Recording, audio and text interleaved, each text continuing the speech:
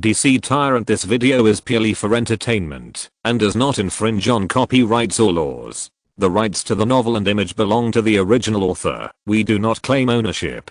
Don't like waiting and want to listen to this fanfic in full now?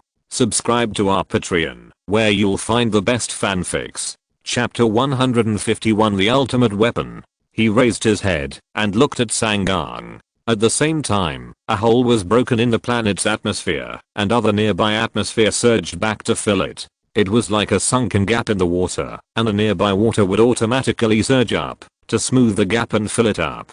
Sangang's huge body was like an ordinary person who accidentally leaned back and was about to fall backwards. The attack of Badi and Raven had obviously almost broken his balance. He was about to fall back, and his right foot retreated in reaction. The sole of his foot plowed through the ground, plowing out layers of tumbling gravel that surged to the side of his feet. The lumbar spine of his body bounced back and recovered, standing up like a tower. The broken heart hole was intertwined with terrifying granulation squirming, like millions of snakes surging, interweaving his heart. The broken ribs had deep red blood marrow growing, recovering, and growing again, covering his heart again, with fibers intertwined and covered with red skin. In the end, he was completely back to normal in just a moment of standing up. His 6 eyes were red, looking down at Badi and Raven, and the whole starry sky behind him seemed to be pressing down, making people feel heavy and difficult to breathe.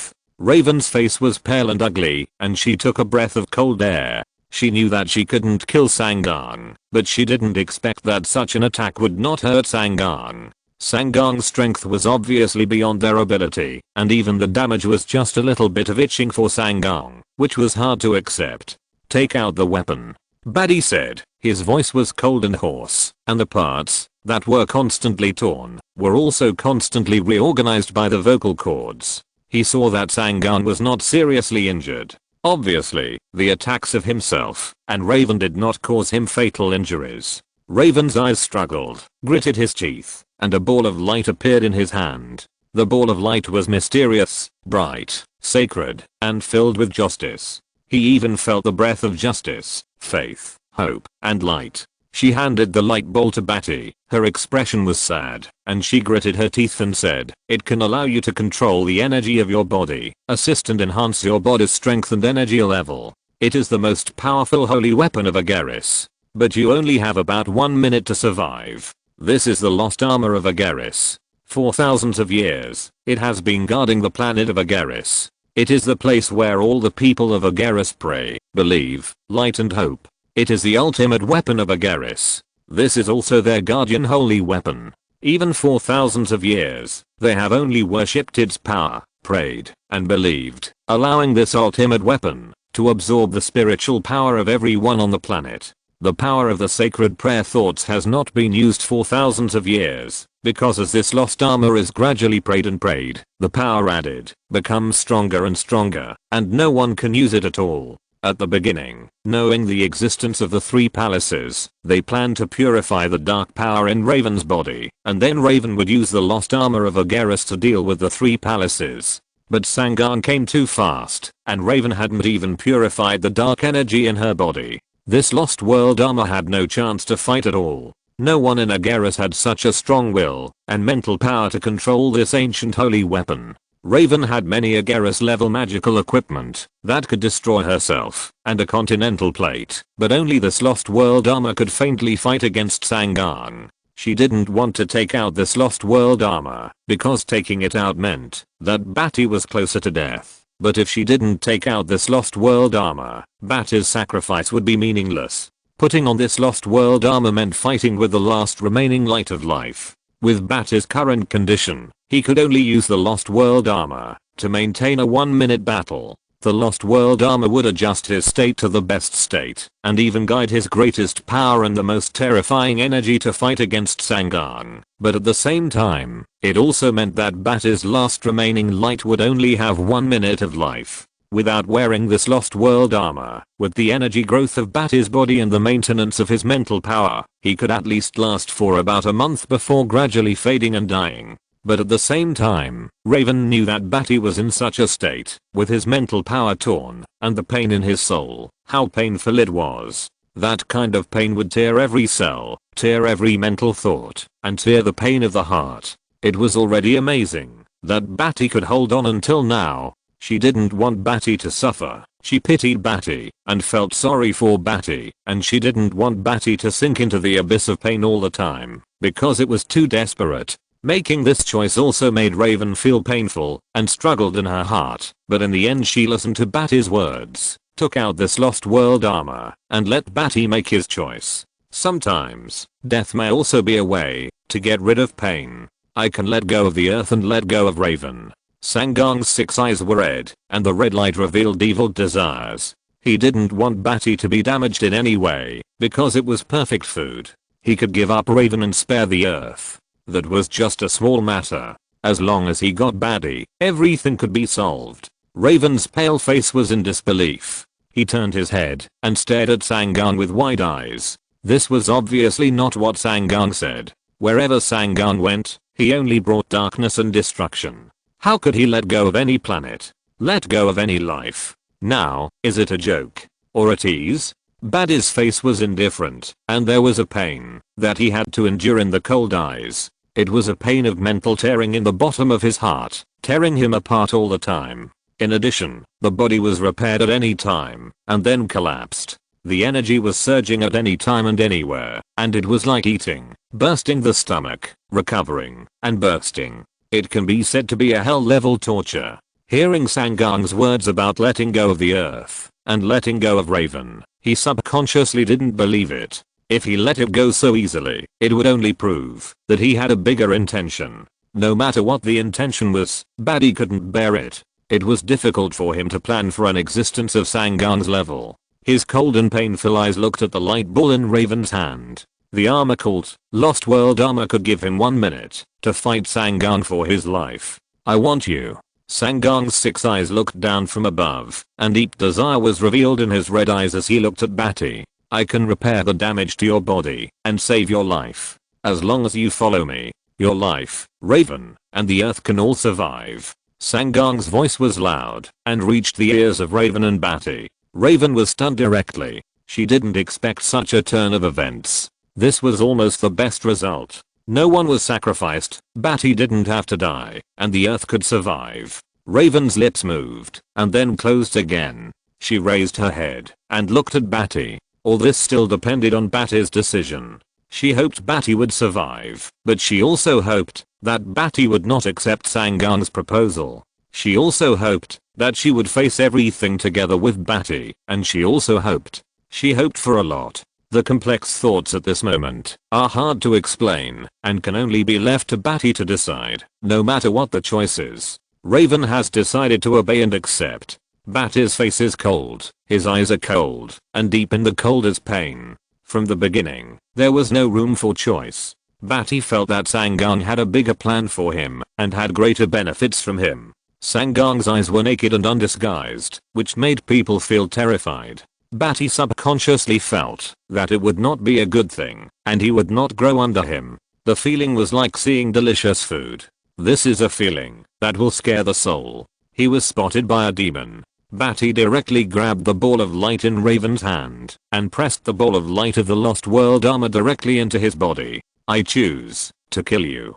Chapter 152. It's windy here. Badi was 7 meters tall, with a slender figure and ferocious barbs protruding from all parts of his body, making him look bloody and cruel. There were white bone spots on his cold face, which was icy and chilly. He had a kind of loneliness and cold feeling of a bone-piercing demon, a kind of alternative evil, and a cold charm that alone endured the supreme pain. It was like a figure of a cold, bone-piercing demon who endured the pain alone in the dark void. Raven was hanging on his left forearm. The pain inside his body was too intense, and his bony skin could not feel the temperature of Raven, nor could he feel the touch of Raven's skin against his arm. He stretched out his right hand in front of Raven, with barbs protruding from his hand, and his fingertips were bone white, sharp and protruding, very ferocious and bloody, and he reached for the light ball in Raven's hand. Raven's body subconsciously stagnated, and her hand shrank. The light ball of the Lost World armor she was holding slightly moved back, not wanting to be used by Badi. Her face was hesitant and afraid, and she was particularly panicked when she looked into Badi's cold and painful eyes. Don't. Her body trembled, and her delicate body in the cloak was so thin that it made people feel pity. Her eyes were filled with tears, and she said in a trembling voice, she didn't want Badi to die. Badi's taking of it meant that she only had 1 minute left to live, which made her hard to accept. Without hesitation, Badi took the light ball in her hand, the armor of the lost world. Even Badi's bone spur scratched her fingers, and the skin was not cut, but it brought her a piercing pain. A dark and painful pain rose in her heart, spreading from her heart to her whole body with her blood, making her body weak, and tears immediately fell from her tears. Raven subconsciously grabbed the light ball in the air with both hands, and the light ball gradually moved away from her sight. She was at a loss, and didn't catch anything. Perhaps, from the beginning, she shouldn't have asked Badi for help. Badi pressed the light ball into his chest. The light ball was as big as a football. It hit his chest, and penetrated directly into it. Stop. Sangang's 6 eyes widened red, and he shouted angrily, with a deafening volume, like a nuclear bomb exploding in the sky. A wave of sound of strong wind and huge waves rushed over, which was enough to shock the brain, and bleed to death for ordinary people. He regarded Badi as food in his bag, a rare and unique delicacy, which was related to the future growth of his body's strength. Now seeing Badi trying to destroy him again, he was heartbroken and his anger grew beyond measure. He was so angry that his red skin swelled up with hideous and thick muscles, like rivers on a map covering his entire 100-meter tall body, and his whole body was hideous and terrifying. Stop, otherwise, I will destroy the earth. Sangang shouted again, really wanting to crush Badi to death. He had already condescended to let go of the crow, let go of the earth, let go of the things you fought for, and protected, and fulfilled your protection. What else do you want? Sangang thought that he was extra generous. The demon lord who had traveled across countless eras in the universe and destroyed countless stars did not destroy the earth that you wanted to protect. You should kneel down and beg, happily dedicate yourself, become a hero, and sacrifice yourself to save the planet. Now seeing that Badi was looking for death again, he was simply angry, sad, and frightened. This was already absurd to the extreme. The demon lord who traveled across countless eras in the universe would actually use the earth as a threat for the life and death of a person. Just want Badi to stop looking for death. Badi's face was cold and his eyes were cold. How could he become Sangang's puppet, follow him out of here, and become his food? He was not a hero. Even if he wanted to destroy the earth, then destroy it. The earth without him has no value. In an instant, Badi's body merged into the ball of light, the armor of the lost world, the ultimate weapon of Agaris. His body stopped for a moment, and the light ball penetrated, turning into countless spiritual factors, entering into Badi's genes. Countless prayers, protection, and sacred thoughts rushed into his body, connecting every spiritual network he built with his spiritual power. This set of lost armor is a huge energy quantum network, which directly carries Badi's collapsed body genes, connects his spiritual power, connects with the spiritual power, and instantly combs the cells of the body, even infiltrating into the cell nucleus, providing the speed of operation from the auxiliary electronic microscopic level, and loading the explosive power gene of the body that is collapsing. Just at the moment when his body stopped, this replacement network was completed. Badi instantly felt mentally relaxed, without the tearing pain. His eyes were freed from the cold pain, revealing a gentle and relieved look. In his body, there were many lights, prayers, hopes, and guarding spiritual powers connected to him, helping him control his body. The cytoplasm in his body was suddenly filled with powerful energy radiation, and the metabolism was thousands of times faster than before. It felt like it took no time to completely digest and absorb the 380 solar energy capsules, splitting into the ultimate powerful cells with the most powerful and explosive power. His body suddenly started to grow taller from 7 meters. The white bone spurs on the surface of his body were completely squeezed out, and with them, huge, thick layers of dandruff fell from his body and fell to the ground. The newly added fresh muscle fibers inside were wildly intertwined and strengthened, and his body size increased dramatically. His body was like an earthquake, peeling off a layer of skin, and dandruff and bone spurs fell from his body to the ground in a thick layer. It was like a seed in the soil that had completed several decades of growth in an instant. suddenly bursting out of the soil, rising high, breaking through the constraints of the ground, and growing a strong trunk. Raven felt her forearm hanging on Badi rising and falling, with thick skin and bone spurs protruding, falling down, and her arm gradually becoming larger and thicker, with fluff growing from her feet, and unusually long to her calves.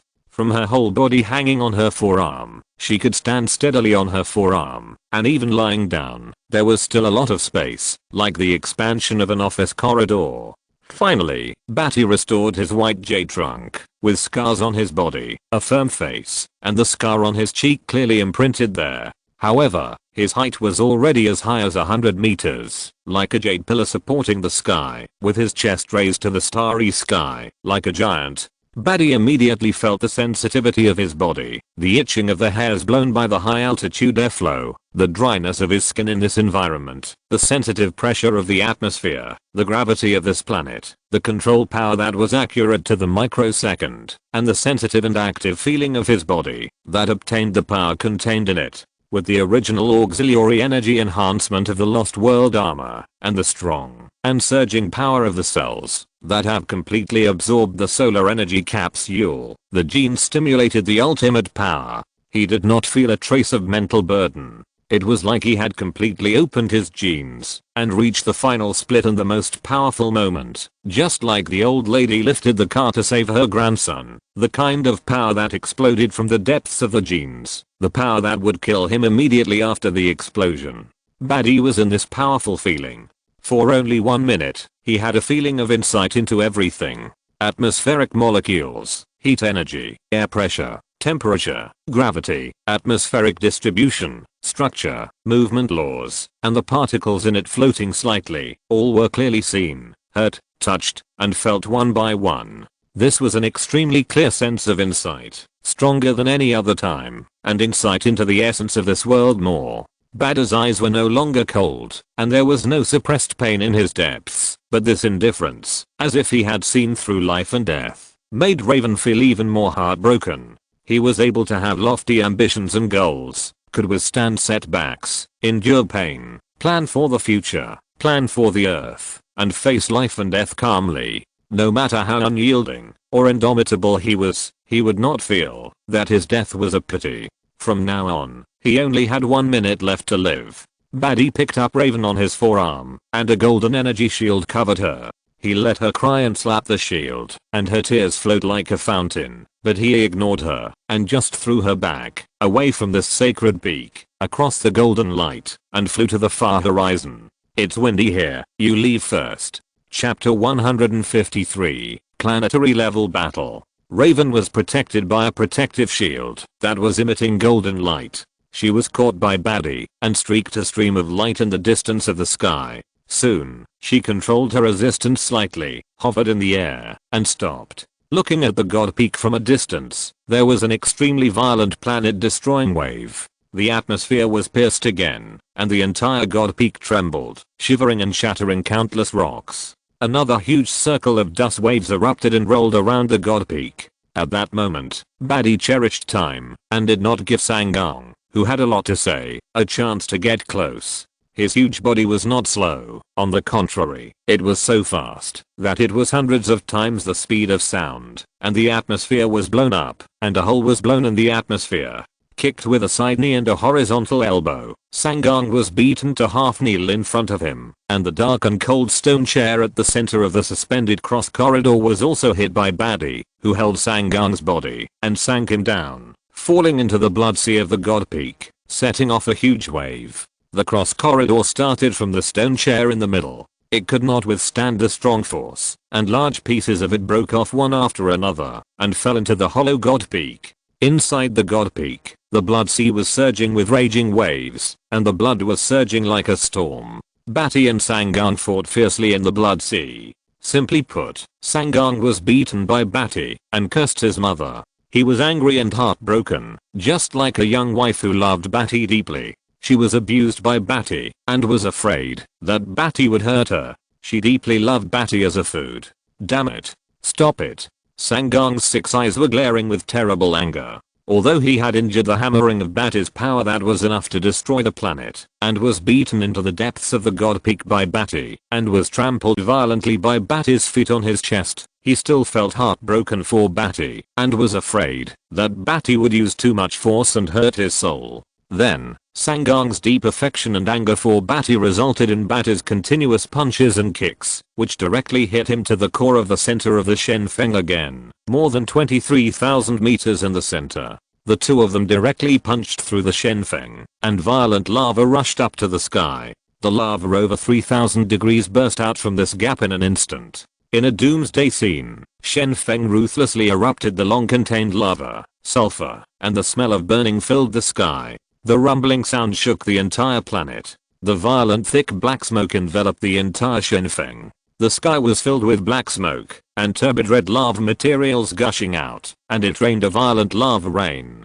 Badi and Sangang were engaged in a fierce battle that destroyed the planet. Sangang could no longer bear it, and fought back angrily. Because just as his affectionate and angry eyes showed his concern for Badi's soul, Badi mercilessly and cruelly inserted his fingers directly into his affectionate and caring eyes. He had two eyes, and Badi directly pierced his eyes with his fingers in the lava fire, which was heartbreaking. He was completely angry. He cherished your soul so much, and protected Badi's life and soul, but Badi treated him so cruelly, and blinded his eyes. This was simply a waste of the warmth of a river of spring water, and the heartless blinded his eyes. Sangang was angry. The remaining four eyes were red, branded with angry red veins, and shot out the red beams of hellfire. He was in the lava flames, and his four eyes burst out with terrifying red hellfire beams, which shot directly into Badi's chest. In an instant, it was like a destructive pain, like being hit head on by a planet, which was directly imprinted on Badi's chest, shooting him out from the deep core of the God Peak, and crashing through the thick rock of the God Peak.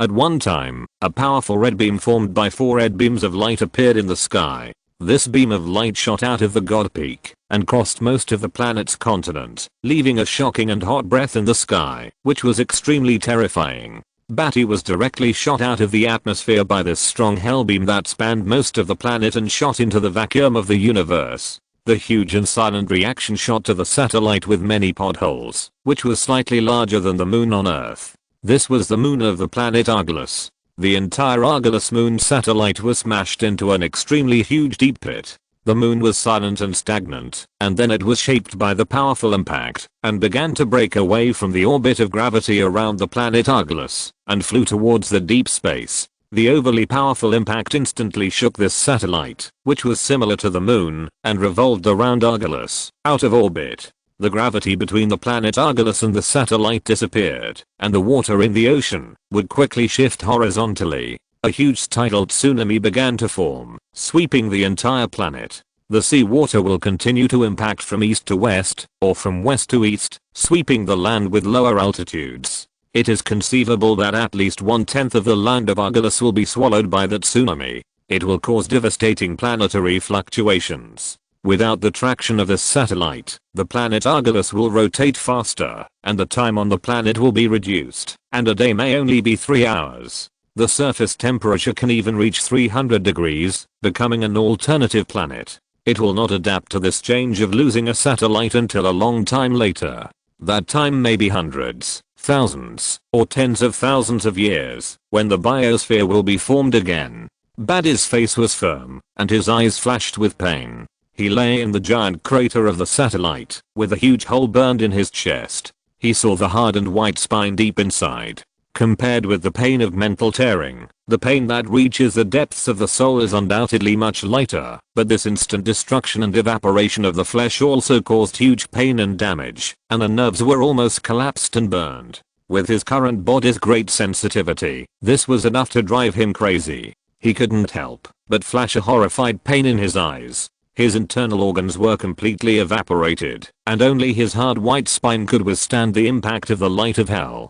The spine began to perform a powerful hematopoietic function, oozing blood, interweaving countless granulations, and quickly building his body. The internal organs immediately intertwined and appeared, and the front chest bone protected the surface structure. In an instant, it returned to its original appearance in the blink of an eye. He stood up in the giant pit on the satellite, His eyes passed through the starry sky, and he saw Sangan crawling out of the peak of thick black smoke and lava flames. His 4 eyes were glaring at the starry sky with anger and hatred. The bottom 2 eyes were bleeding and had not recovered. That was because Badi used energy to impact and use the countless bright beliefs in the lost world to deeply pierce his eyes. It was a kind of bright and upright power. It had a powerful power to deal with such an evil demon, causing his eyes to not recover. Badi's face was cold. He looked at the satellite in the deep space of the universe. His eyes crossed the vacuum universe and stared at Sangan. The entire starry universe seemed to be rubbing against each other, and it seemed to have a huge and violent hostile spark, and in an instant it broke out with a terrifying power that was enough to destroy the stars. Badi bent his knees and kicked, and the entire satellite had become his springboard. Under the impact of the extremely powerful force, the satellite was completely impacted at a faster speed and left the gravitational orbit of Argolis, becoming a lonely moon wandering in the interstellar, until it was attracted by other large planets and became another moon again, or a meteorite. Badi's body emitted a bright light, shining the brightest in the starry sky, illuminating the entire night sky. His eyes were ferociously covered with countless blue veins, branded with red light. The hot eyes crossed the starry sky and pierced through the atmosphere like a huge beam of light that shuttled through the darkness of deep space and shot towards Sangan, who had climbed out of the Argolis divine peak. Chapter 154, The Wail of the Lost Armor.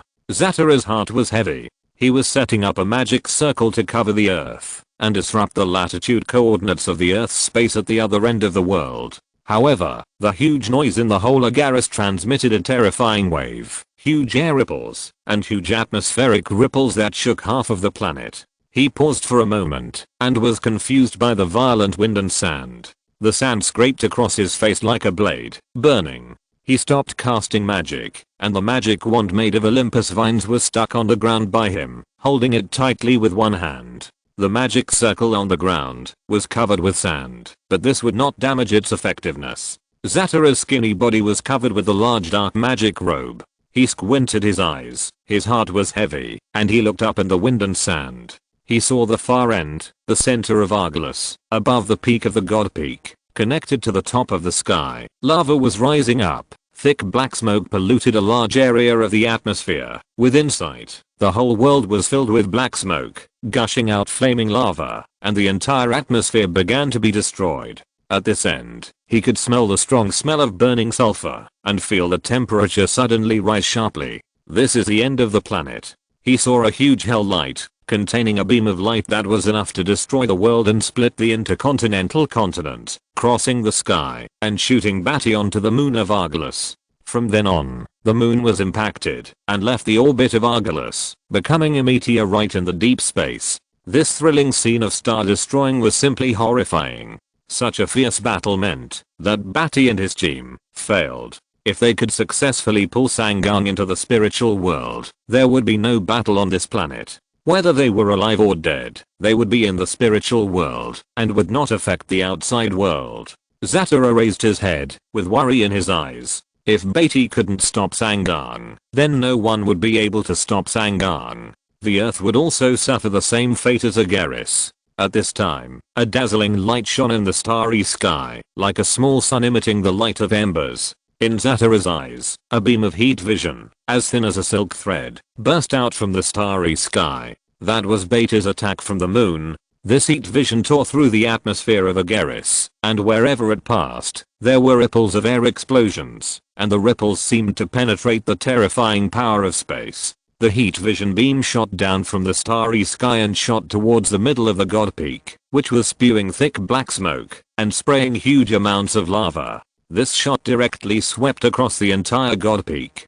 The heat vision shot at Sangan's body, knocking him into the God Peak, and swept him across the God Peak. The surface of the God Peak was instantly melted by the high temperature of more than 100,000 degrees. The thermal line of sight cut across the God Peak, and the rocks on the surface of the God Peak and inside immediately turned into lava, mixing with the lava itself. In the starry sky, Badi, emitting a strong light, followed the beam of the thermal line of sight and shot into the depths of the God Peak like a small sun falling. All he could see was red lava and burnt lava, the smell of sulfur, and the burning heat burning his skin. He pressed down the 3 palaces, and then exploded from the other side of the God Peak, pressing down the 3 palaces to strike the land, carving a trench hundreds of meters wide and deep on the land surface, more than 1,000 miles long, enough to become a wave river. The God Peak exploded with countless rubble and splashed, and the lava inside spurted out like a column of water. Boom. The God Peak began to tilt and break. The two fought in the middle of the God Peak, resulting in uneven force on the upper part of the God Peak, and the lava inside was sprayed out, which was already a scene of destruction. The broken God Peak slowly tilted from the sky, accompanied by more intense lava and black smoke rising into the sky. The entire sky was filled with thick, turbid black smoke, the atmosphere was spreading darkness, and the air was filled with the breath of destruction. The two of them attacked all the way from the God Peak, passing through the Eastern Ocean, the southern land, and the polar ice zone of the planet, destroying the continental plates of the entire planet along the way. The deepest one penetrated into the Earth's core at a depth of 17,000 kilometers, and they fought fiercely near the core. The entire planet of Argolis began to gradually fail, to keep up with their speed of destruction. The atmosphere could not be repaired continuously. The mantle of the continental plates was deeply damaged, and could not support it. The continent broke into 2 parts, and from the 2 parts, a destructive earthquake wave broke out. The continent was instantly cracked. From then on, there was no continent, only countless islands. The entire continent was torn apart, triggering an earthquake that destroyed the planet. There was no ecosystem anymore. The planet was spreading with volcanic eruptions, cold land avalanches, ocean tsunamis sweeping up tsunamis of thousands of meters, hurricanes raging, heat waves cracking the ground, and the magnetic fields of the 2 poles reversed. This planet, Argolis, is over. Agaris's Lost World armor is a planet-level weapon that can assist Badi in unleashing the most thorough, powerful, and violent genes. This is the end of Badi's genes. In other words, if there is no other adjustment to Badi's final development, then this power, enough to destroy the planet, will be the limit of his future genes. Relying on individual power to destroy the planet is undoubtedly very powerful. However, compared with a great demon lord like Sangan who has been traversing the universe for countless eras and is still alive, it is really difficult to compete. Don't look at it as if the fight is fierce. The planet is destroyed, the ecology is destroyed, and the moon of Agaris is out of orbit. But that was just Sangan fighting Badi with his body. For a demon, the body is not even the most powerful, and the body is already the most powerful offensive that Badi can show. The cracked and collapsed ground, the rumbling spray everywhere, splashing lava, the scorching temperature roasted Badi's skin, and the strong smell of burning sulfur penetrated into his nose. Badi and Sangang stood, facing this. Damn it. You wasted yourself. Sangang's body was straight, his bright red body was ferocious, with black charred marks, after being hit by Badi, and then recovered, but he still didn't do anything. His mouth was wide open, arcing to his earlobes, looking very ferocious, and his blinded eyes had also recovered. 6 eyes were ferocious and terrifying. Badi was silent, his eyes were ruthless, his face was indifferent, and there were dots of light gathering on his body. The huge body as high as 100 meters, like a white jade tower, as the light shone through his pores and rose into the sky, the body was gradually shrinking. And the 1-minute time has come. He is gradually getting smaller, and will gradually go through the last journey of life. The genes even began to collapse. Sangang is too powerful. His genes, which have reached the end, can't be defeated. How could the demon who has traveled through countless eras in the universe be defeated by his easy explosion? This is also natural. Meeting a demon lord like Sangan at this moment is really not a fluke. Badi's body exudes a little light and rises into the sky. These are all the whales emanating from the planet of Agaris. Without light, demons are rampant, the planet is collapsing, and no one can save it. This is sad and desperate for this ultimate weapon of Agaris. Their planet and life are all destroyed, and blood bathes the skin of demons. The last hope, the armor of the lost world, still cannot destroy Sangang and help them revenge. Even the planet has been broken. There is still no way to do anything to Sangang. The demon is too powerful. The light is too weak. Perhaps it has never existed from the beginning. There is no hope. Light is just faith. Sangan, this demon, is really too despairing. I waste myself. What does it have to do with you? Badi was indifferent. His eyes were ruthless, and at this last moment of his life, he didn't need to express any emotions. It's over. He still felt unwilling in his heart, and didn't want to accept it. But there is no way. He has no strength. You are my food. You wasted my food. My soul food. Sangan roared angrily, breathing heavily, his sharp red index finger bent, the sharp fingertips emitting cold light, saliva flowing from his cracked mouth, glaring at 6 red and angry pupils. Integrate into my soul. Let me become the next eternity. Sangan's big mouth instantly covered the sky, and his fangs flashed with cold light. As Badi's body shrank, Sangan became more and more magnificent and tall, covering the sky and the earth. Badi's face was stunned. Looking at Sangan covering the sky and the earth, the dark big mouth was getting closer and closer. He didn't expect that the plan that was planned from the beginning could be played out in this way. His eyes went black. He was swallowed by Sangan in one bite. Chapter 155, Death of Sangan. Agaris, the sky and earth collapsed. Lava splashed, the atmosphere was black, and the whole planet began to be unstable due to the moon leaving its orbit in the battle between Badi and Sangan. The temperature rose sharply. Earthquakes continued on the land. Cracks oozed lava, and the planetary plates collided and split violently. Sandstorms filled the sky, and tornadoes seemed to be raging, as if connecting the pillars of heaven and earth. The polar glaciers melted, the oceans surged, and tsunamis of thousands of meters high were rolled up, sinking countless lands. Badi. In the sky and atmosphere filled with black smoke, a dark energy crow spread its wings and screamed loudly. The energy crow flew across the sky, soaring in the sky, and flew to Sangan in an instant. Just now, she saw Sangan swallow Badi in one gulp, and her heart was torn apart. She showed her soul and energy, crossed the sky, and wanted to fight Sangan with one blow. However, when she flew to Sangan in an instant, Sangan's huge body was stagnant, his eyes were no longer red, and turned back to bright yellow pupils, but there was no life in his pupils. The bright red body tilted, and the entire demon body, which was nearly 100 meters tall, fell to the ground with a stiff boom, stirring up a lot of wind and dust, without any sound, without any reaction. She turned into a human form, with a look of doubt and uncertainty, looking at Sangan's tower-like body, the bright red back muscles, the red veins flat, without the evil, dark were losing out. This demon body seemed to be dead. Is he dead? A black skinny figure flew in the sky. It was Zatara. He took a breath, seeing Sangan for the first time, even without any sound. Sangan's bright red demon body lying on the ground, nearly 100 meters tall and strong, exuding a chilling and powerful momentum, which was frightening. This is the real demon monarch, as powerful as destroying the world. Suddenly, the abdominal cavity of Sangan's body suddenly trembled, and a violent consciousness exploded like a nuclear bomb. This was a spiritual consciousness transmission, which was transmitted to the hearts of the two people without distinction. Bamulodi, I will kill you. A ferocious and angry spiritual consciousness suddenly exploded, affecting reality, and a circle of dust hundreds of meters high rolled away.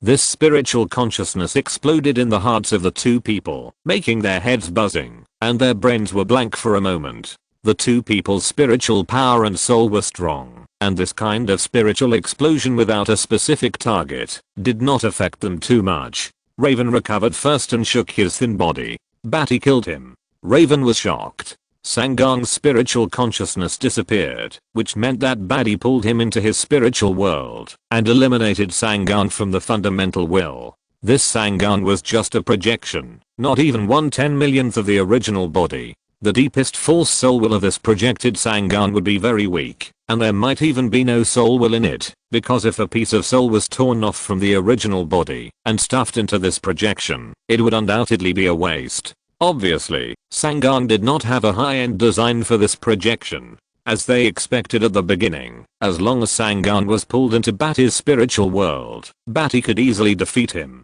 However, from the beginning, Sangan saw through their disguise and had to fight against Sangan, which was not in their favor. As a result, Badi and Sangan fought extremely fiercely, and the planet Agarus was about to be destroyed. Zatara shook his head, which was shaken to the point of being scattered. His mental power and soul were not as good as Raven, so this mental explosion was much more uncomfortable. Is he really dead? Zatara pressed his stinging head and asked after exhaling a breath. He was in a very bad mood now, with irregular heartbeat, slightly blurred vision, nausea and other negative states. Badi is not dead yet. Raven screamed and quickly climbed up to the abdominal cavity of Sangan's body, condensed a sharp wind blade, and began to cut Sangan's body to save Badi. Come and help. I have a way to save Badi's life. Spiritual world. This is Badi's world, a world that Badi built himself, and also a world that belongs to his heart. Everyone can build this kind of world. For example, Raven also has his own spiritual world, but it is different from Badi's, and even everyone can build it differently. In Badi's world, there is no real power setting involved. What is being competed is the deepest will. Here, there is no way to fight against Badi without a will power that exceeds Badi's by 1,000 times. It is pitch black here, without any light. Sangan suddenly appeared here. His heart trembled, and his 6 eyes were horrified. He looked ahead, the huge darkness, as deep as the abyss. Sangan's face twisted unwillingly, his mouth cracked, biting his fangs. His gums were faintly bitten and bleeding. The devil's hands clenched into fists, and the bright red nails pierced into his palms sharply. He was too unwilling. At this moment, he could not devour Badi, and there was no way to fight against Badi in his heart. At the deepest level, Badi's will was more powerful than the projection of his drop of blood. Ah! Sangan roared angrily, his face twisted, and he roared unwillingly. Do you know what you wasted? Damn it. That's the only one. Do you know how great you will be in the future? Damn it. Damn it. Damn it. Ah. Sangan was heartbroken and desperate, and he beat his chest with his fists like crazy. Now he couldn't do anything. Just like Badi facing him outside, he felt helpless after the battle. Now he also experienced it. It was almost like he was going crazy and hating himself. He could only let Badi kill him. His genes collapsed, and his soul collapsed. This is such a waste. Such a waste. Exclamation mark. Such a waste. This is the most beautiful, the most powerful, and the most maddening food in the vast infinity. Odin, Zeus, Jade Emperor, Ra, Darkseid, Yuga Khan, Nordic Asgard, Mount Olympus, Pantheon, Maya, Eastern Heavenly Palace, Ocean God, Mesopotamia, Ancient Egypt, and other forces, gods, all will go crazy for this food.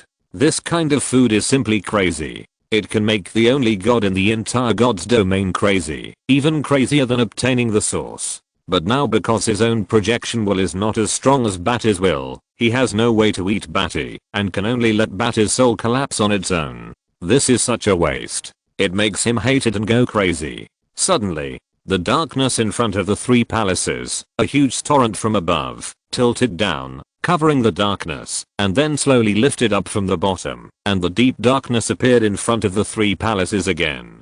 Pull away a little. You can see. The so-called darkness is Badi's deep pupils. The 3 palaces are as small as dust. So, you are so weak. Badi shrank and walked out. Behind him, there was still darkness. Sangan couldn't control his body and fell down. He twisted his body in horror, and red dragon-like tendons were broken and moving. This was Badi's world. He didn't have the slightest strength to resist. He stared at Badi with 6 ferocious eyes. He felt that his body was shrunk, and then his 4 feet touched the ground, his mouth stretched out, and he couldn't help but stick his tongue out from his mouth. He turned into a Chinese rural dog. Because this Chinese rural dog had 6 eyes, it didn't look good, so Badi stretched out his fingers and directly blinded 4 eyes. Wu Sangan covered his eyes, grinned hoarsely, and angrily glared at Badi. You are looking for death. No one dares to do this to me. Badi nodded and said HMM. He felt that Sangan was such a powerful demon, and no one dared to treat him like this. However, before he died, he could turn him into a dog in the spiritual world, which was also a wish. Badi waved his hand, and a big pot appeared in front of him. The water was boiling, and steam was coming out, and the firewood was crackling underneath. He lifted Sangan up, and pressed him into the pot, saying, Take a bath in the hot spring. I want to understand this world. The food you mentioned is the only one. Everything. The water in the pot seemed to be boiling and steaming, but it was not hot. Instead, it was very comfortable. Sangong did not feel any pain, but felt very comfortable. Stupid, ignorant, you don't know your own value. Sangong grinned mockingly, with his two front paws spread out, and leaning on the edge of the pot behind him. Half of his body was in the boiling water, and he looked like he was soaking in the hot spring. He was very leisurely, but also itchy with hatred.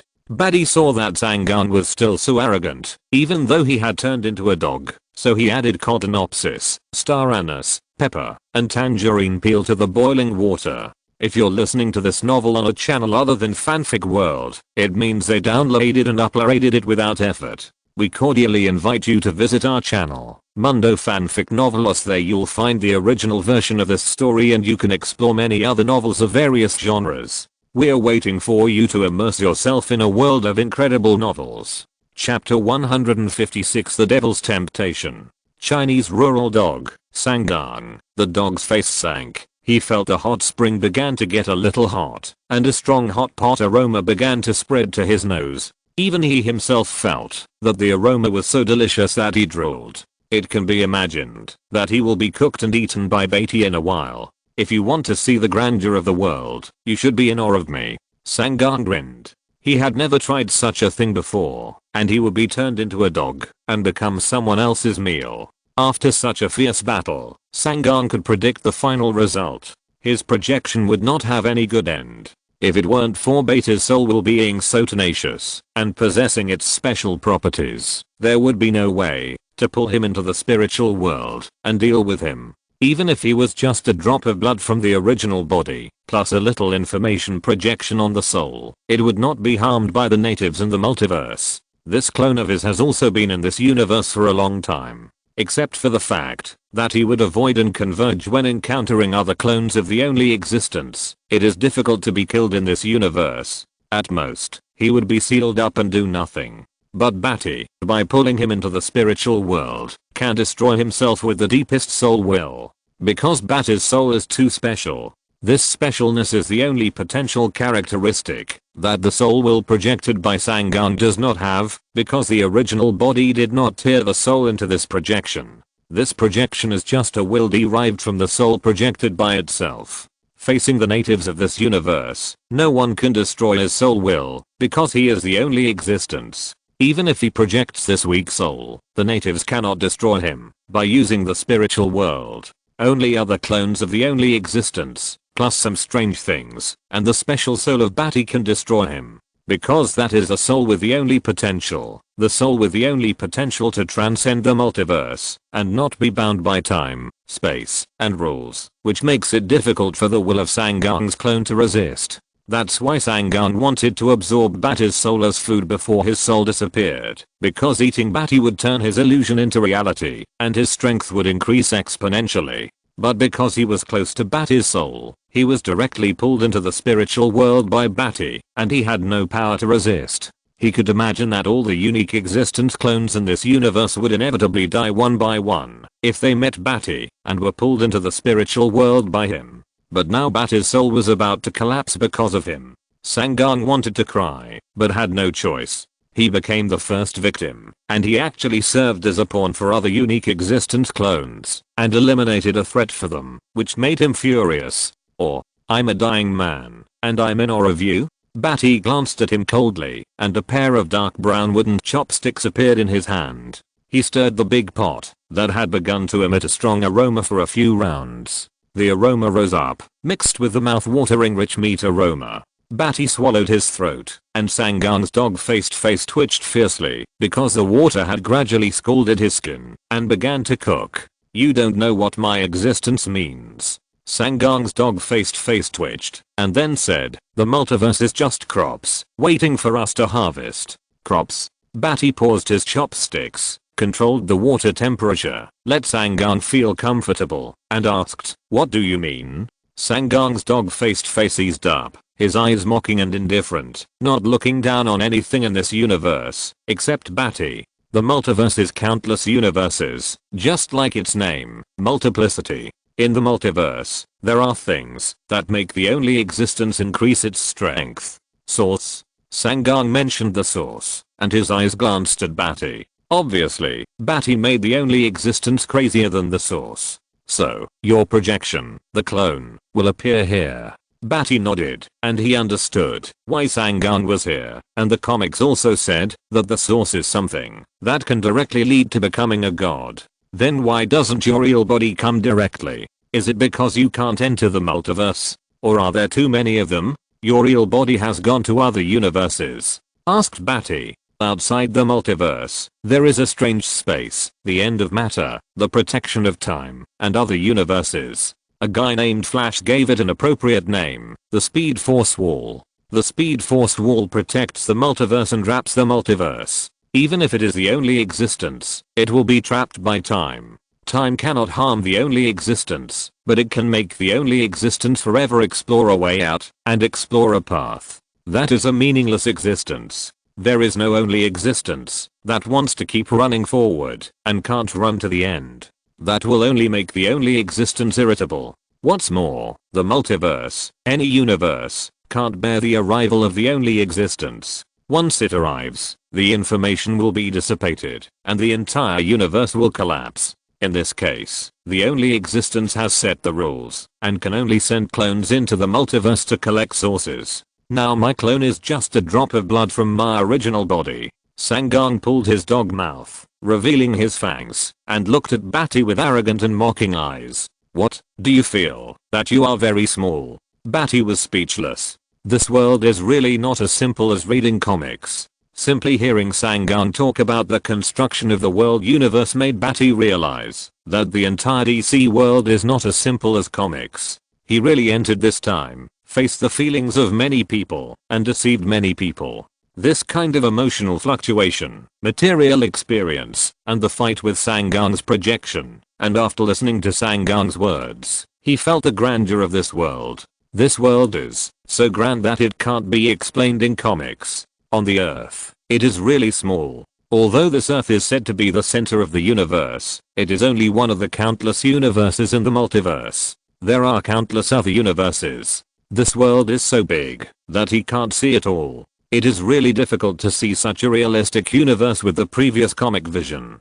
What's outside the Speed Force Wall? Badi asked. His face was a little indifferent, but there was a little loneliness in the depths of his eyes. In such a grand world, as a time traveler, he has to stop the war here. It's really a failure. It's really realistic. Now facing an enemy as powerful as Sangang, he has not grown up. The unreasonable reality destroyed the existence of the planet in an instant. This is really frustrating. Badi sighed in his heart. The realm of God is the only place where existence can stay. If you don't make yourself collapse, your future may be to go out of the multiverse, pass through the wall of Speed Force, reach the realm of God, and become the only existence. You have this potential. Sangang narrowed his eyes, smiled at his dog face, and said in a funny way, "Is it very attractive? Do you want to stay alive and see the real world?" Badi glanced at him with indifferent eyes. Although he wanted to, he would not believe Sangang. The devil is the devil, and he is still showing the devil's ability. If there is no physical confrontation, he will use words to seduce. "I can let you live," Sangang said with a grin.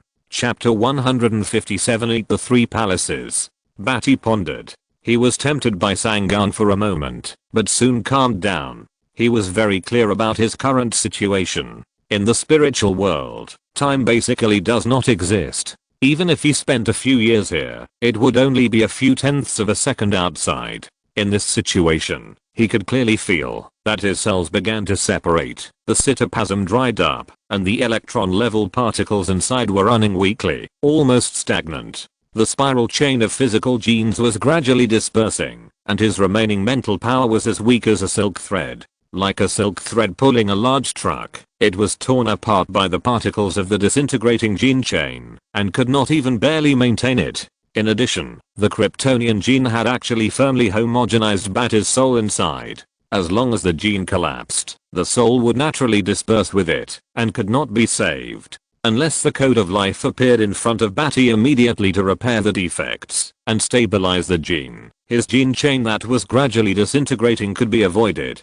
Kryptonian genes are very overbearing material genes. I know that guy Ryo. The Kryptonian genes he created can homogenize the soul, making the soul a part of the body and becoming inseparable. What you need now is a method that can strongly bond the main gene chain of Krypton to prevent them from collapsing. Sangong narrowed his eyes with his dog face, and the Chinese rural dog grinned, looking conspiratorial and funny. Even Sangong himself didn't notice how funny this look was. So, now only a drop of your blood can help me. The complicated demon blood gene can be used as a superglue to control my genes from collapsing, and even gradually erode my soul. Badi glanced at Sangong and said. Sangong did not deny it, but squinted his eyes and said sinisterly, "That's better than you dying right now. Delayed death, using my blood as a framework, using your mental power to connect and analyze, is equivalent to my blood becoming a strong adhesive, strongly sticking your Kryptonian genes, so that they will not collapse in an instant. But because the demon blood has your soul will, it will occupy my body, and eat away at my soul will. I will even become a demon, and be eaten by you in the end." Badi said coldly. Using Sangong's blood is too effective. He has already surpassed the multiverse. Even a drop of blood is not something Badi can use and absorb. If he really listens to Sangong and merges his blood, he will only become a puppet, gradually controlled by Sangong, and become a food-like existence, letting him slowly taste himself. There will be no chance to escape. Badi firmly believes that, so at least the soul will of Sangong cannot be kept. You have only one way, let me out. I will use my blood to help you stabilize your body genes. Sangong said sincerely, "You should know that I will not hurt you. There is hope for you to survive. I will not use this drop of blood to devour you, because it is too wasteful. You are not worth my main body to eat. There is a buffer period here. It depends on whether you can grasp your own destiny and escape from the main body." Badi, you are a smart person. You know how to choose. Sangong said clearly, and he persuaded Badi step by step. In the case that Badi had hope of survival, even survival was all hope. He explained all the pros and cons and let Badi choose. He even pointed out that Badi had life, there would be hope, and it was possible to escape from the main body Sangong and avoid becoming his food. If he died here and his soul collapsed, there would be no hope at all. Every intelligent life form would avoid living in disgrace and would hope to survive. No one really wanted to die. Survival is the foundation of all life. Sangong saw it too clearly. Whether it was the reality or Sangong's illusory hope, it seemed that there was a chance for Badi to survive. However, if he survived, he would face Sangong's true body, and there was no way to escape. Maybe he would become stronger in the future and turn Sangong into a dog and cook him like today. This silence was a temptation. There was a plan to only care about the present and take things one step at a time in the future. The devil is not only powerful, but even his language is full of temptation. Badi sighed, and then his mouth curled up coldly. He sneered and inserted the chopsticks into the pot again, stirring up the aroma. The temperature in the pot suddenly rose sharply, and Sangong was so hot that he jumped inside, but there was an invisible restriction of Badi above the pot. He could only grin and be boiled in pain with a pair of red dog eyes. The mixed base in the pot and the steam of its meaty body rose up and spread throughout the space. Sangong felt salivating while in pain, and his mood was in extreme pain, anxiety, and anger. Demons are not only powerful, but also have no limits in their language, and are a race that can get angry at any time. What do you want to do? Bamuluodi, you don't want to live anymore. Sangong dog face was furious. Badi cooked himself so deliciously and in so much pain that his bone marrow seemed to be infiltrated by the strong soup, making him want to take a bite. Badi completely created his body cells, bones and bone marrow from the spiritual world, creating an unusually delicious taste. He rolled in the boiling water, wailing and roaring in anger. His skin and flesh exuded a strong fragrance. What are you doing wrong? I never do what anyone wants, including the devil. Your blood, no doubt, I can't bear it. But your daughter, Raven, created by this drop of blood, is a half hybrid of human and devil, and my genes can bear it. She and I have been integrated before, and our minds have even communicated. Badi grinned exaggeratedly, and the corners of his mouth even spread to the edge of his earlobe, revealing his white teeth with plastic surgery. His eyes exuded cold light. He didn't expect that one day he would be able to eat the legendary Sangang like this. This faintly made him a little excited, and he couldn't help but reveal the most brutal side of his heart. He grinned and stared at Sangang, almost drooling.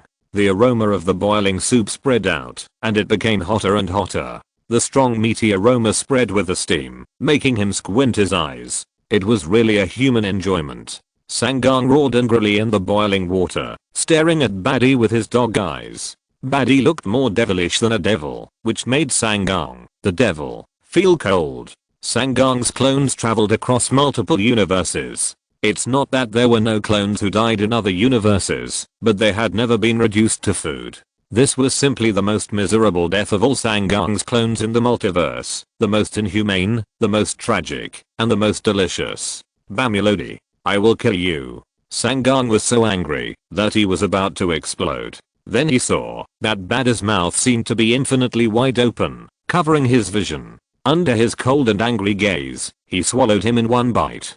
Chapter 158 Transformation. Agaris, the environment is extremely bad, indicating that the temperature has risen to 100 degrees, dust is floating all over the sky, yellow sand is rolling up the sky, and there are black clouds flashing with thunderstorms in the sky. Thunderstorm tornadoes are generated in the distance, and the electromagnetic field of the entire continent is extremely unstable. Crack the sky seems to be cracking, and silver thunder explodes and ravages the earth. The huge rumbling sound spreads across the land and explodes in their ears. The silver lightning shines on the stern faces of Raven and Zatara. Both of them are sweating on their faces and have spent a lot of effort. Raven is better. He is a half demon, and at most he has a little sweat on his forehead.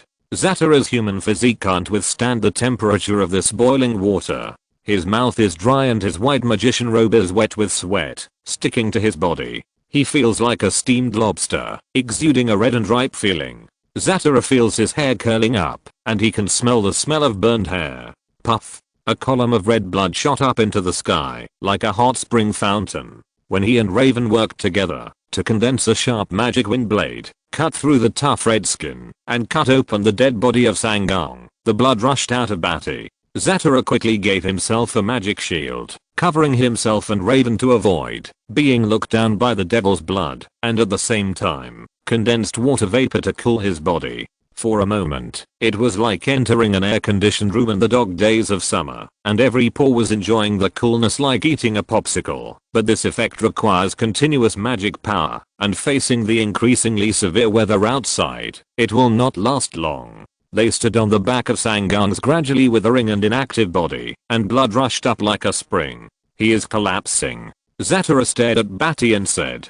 At this moment, Badi's body was surrounded by Sangang's blood, flowing on his skin and seeping into his pores. This is a drop of blood from the original Sangang. It seems to have life, like a worm folding its body, desperately trying to squeeze into Badi's body, trying its last bit of hope to save Badi. Even if Sangang's projection was eaten by Badi, the blood still followed his last obsession, hoping to save Badi. Because only if Badi survives, his original body can become stronger and more powerful. But it seems to be useless. Badi's arms and feet are slowly softening, and then turning into blood, turbid in the devil's blood. Badi's body has begun to collapse from the deep genetic level.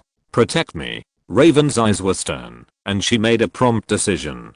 She used her sharp nails to scrape open the arteries of her hands. Her eyes tightened slightly, and blood gushed out of her hands instantly. She and Badi had merged before, and their minds were connected and communicated, and even now it has not been released. When the soul of Sangang's projection exploded and died, she received Badi's mental communication, and there was a way to save him. She quickly lifted Badi up with her blood, and lifted him to the ground. Then her own blood magic vibrated and dispersed the Sangang blood that was trying to drill into Badi's body. Then she controlled the Sangang blood and sprinkled the spotted pattern spell on the ground. Using the Sangang blood as energy, she formed a complicated and extremely evil magic circle that nurtured demons. Zatara's heart trembled. Although his knowledge of runes, spells, and magic circles was not as good as Raven's, He was also a master on Earth.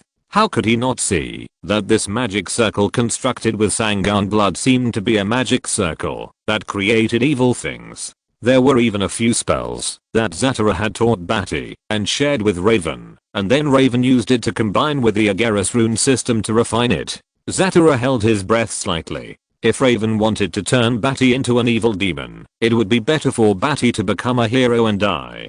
Demons are born to bring chaos, darkness, evil and destruction.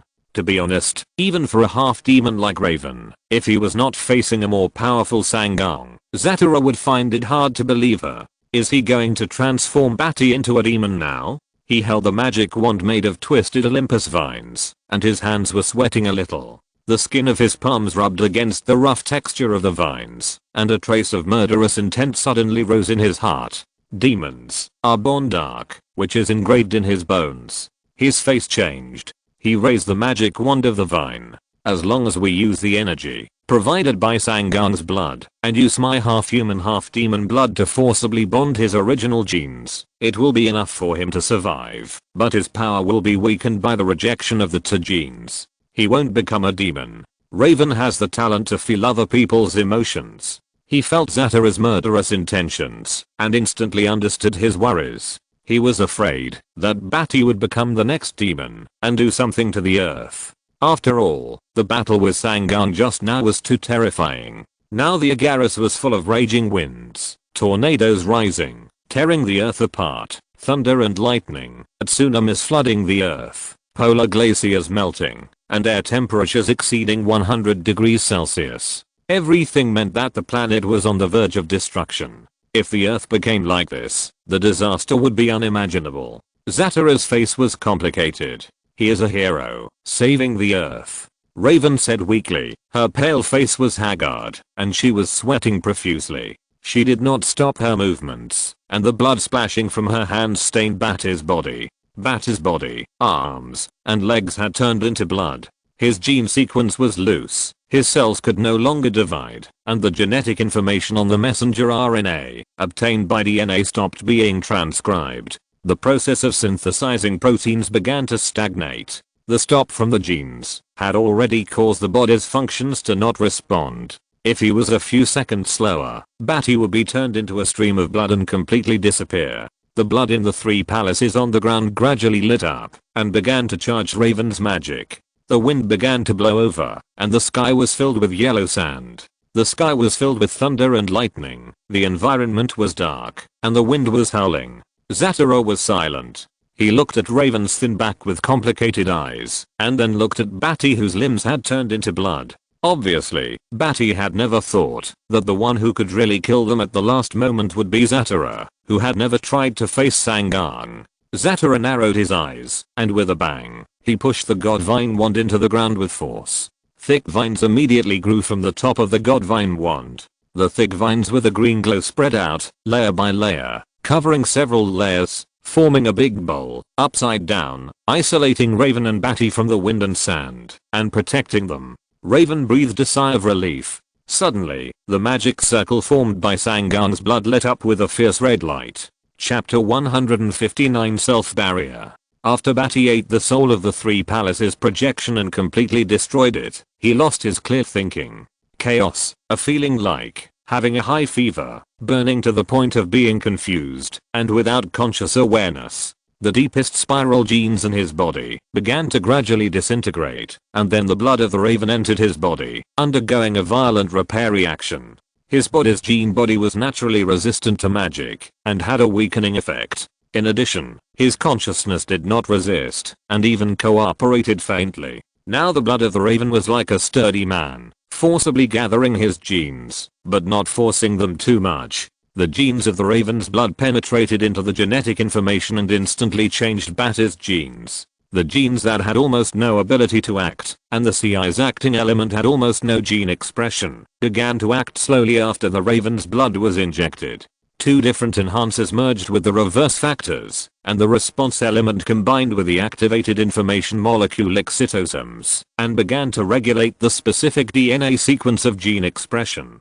Amino acids began to activate in the ribosomes. The two large ribosome subunits bind to the small subunit to form a stable complex, thus completing the initial function. Raven's blood gene ribosomes begin to support Badi's ribosomes and read codons. Finally, the polypeptides released from the ribosomes are further processed and modified to form biologically active proteins. Peptide chain processing forms peptide chain cutting, amino acid hydroxylation, phosphorylation, acetylation, glycosylation, and so on. Badi's whole body seems to have been washed, and the stopped functions begin to run. A large amount of blood seeps out of his body, turning into bloody arms and legs. With the energy provided by the blood of the three palaces, the genetic code is released and starts to heal itself, growing arms and legs. His main gene is still Kryptonian gene, and Raven's gene does not take over. It's just that because Raven's half human,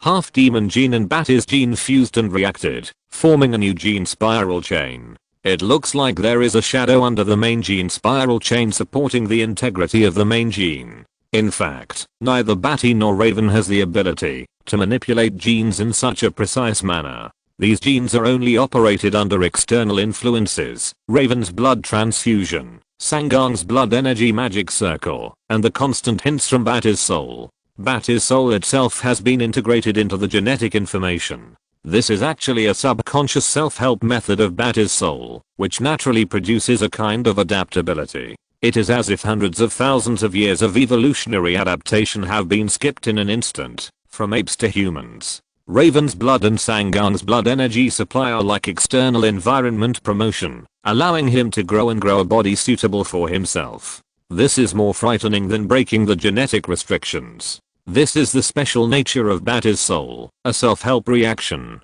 Even Badi is not sure that he can survive, and can only passively accept it. But it is obvious that Badi's soul, as long as there is a slight chance, the soul that has never given up will survive tenaciously. This is an extremely terrifying struggle for survival, and will do everything to strengthen himself and maintain his existence. Just when Badi's genes were completed and restored to his jade-like body and his resolute, well-defined face, suddenly, his consciousness was like a burning candle, burning and consuming its own wax. Raven sensed that it was fading away bit by bit. How could this happen?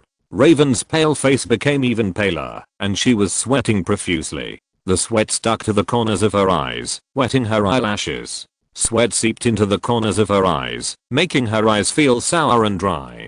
She was very weak now, with too much blood loss, and a great loss of mind. She had to maintain the magic circle of the three palaces blood mark spell and bleed Badi. The recovery of her magic power could not keep up, and she was almost at the point of exhaustion. However, even so, she was still unable to completely save Badi. Genetically, Badi was fine, although during this process, Raven saw Badi's body suddenly dissolve, turn into stinking water, suddenly self-ignite, suddenly turn into sulfuric acid, turn into stone, freeze, and his muscles become abnormal, and so on. In the end, Badi's soul survived, and was able to complete his self-rescue. His genes were enough to maintain his stability, and prevent him from collapsing. But in the end, Raven felt that Badi's deep consciousness was gradually fading away. She had always been in spiritual communication with Badi, and even during the stage of genetic changes, Badi's body suddenly underwent various strange changes, and she could still feel Badi's extremely strong obsession to survive, which was subconsciously transmitted to her mind.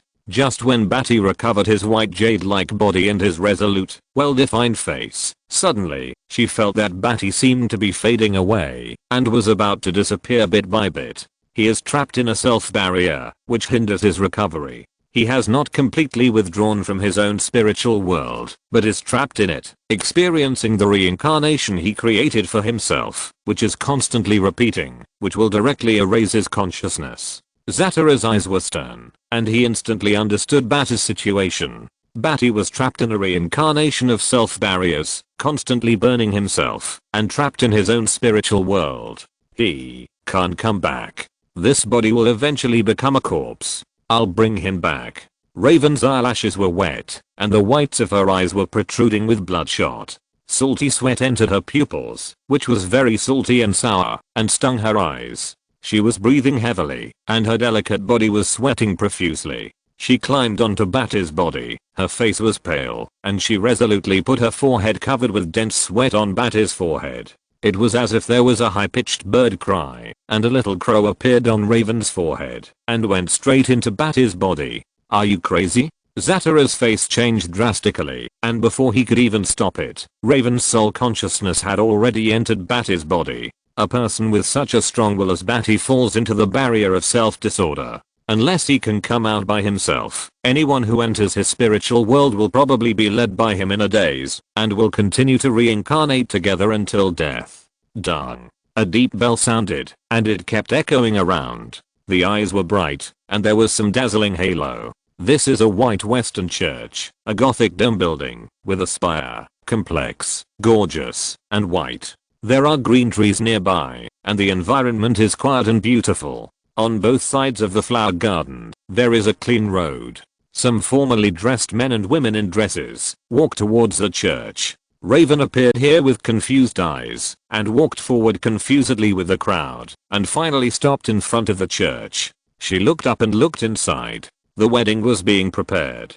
The fragmented noises were accompanied by burning skin, and the hot sun came into her ears. Her confused eyes were dazed for a moment. A man, with his back to the sun, appeared in front of her with some blurry darkness. Little sister, what's wrong with you? Raven woke up instantly. Chapter 160. Raven woke up from a trance, and she looked at the man in front of her. The sun shone from behind him, revealing his delicate face, a happy and warm face, and the whole person exuded the glow of happiness. The warm smile on his face never stopped curling up the corners of his mouth. You are Ying Ying's relative, right? It's so strange to wear a black cloak. Ying Ying might not like it. Be careful not to let her see it. Come with me, the man said with a smile, not minding Raven's dress, and began to take Raven to take a seat. The bride's relatives and friends were sitting in the right row, all dressed luxuriously and expensively, wearing gold and silver, looking dazzling. Although they would not steal the bride's charm, they were also beautiful and charming. After arranging a seat for Raven, the man left her and went to the door to lead the others. Raven looked around the church, and everything around her seemed to be filled with happiness and warmth. This is wrong. It's very wrong. When Raven met Badi and spent time with him, she could feel Badi's pain all the time. He was torturing himself. It would not be the scene. If it was purgatory, Raven would believe it without hesitation. How could it be so happy? This made Raven feel a little uneasy. This was Badi's deepest pain. What made Badi what he is now? Was it this scene? Raven's eyes flashed with thought.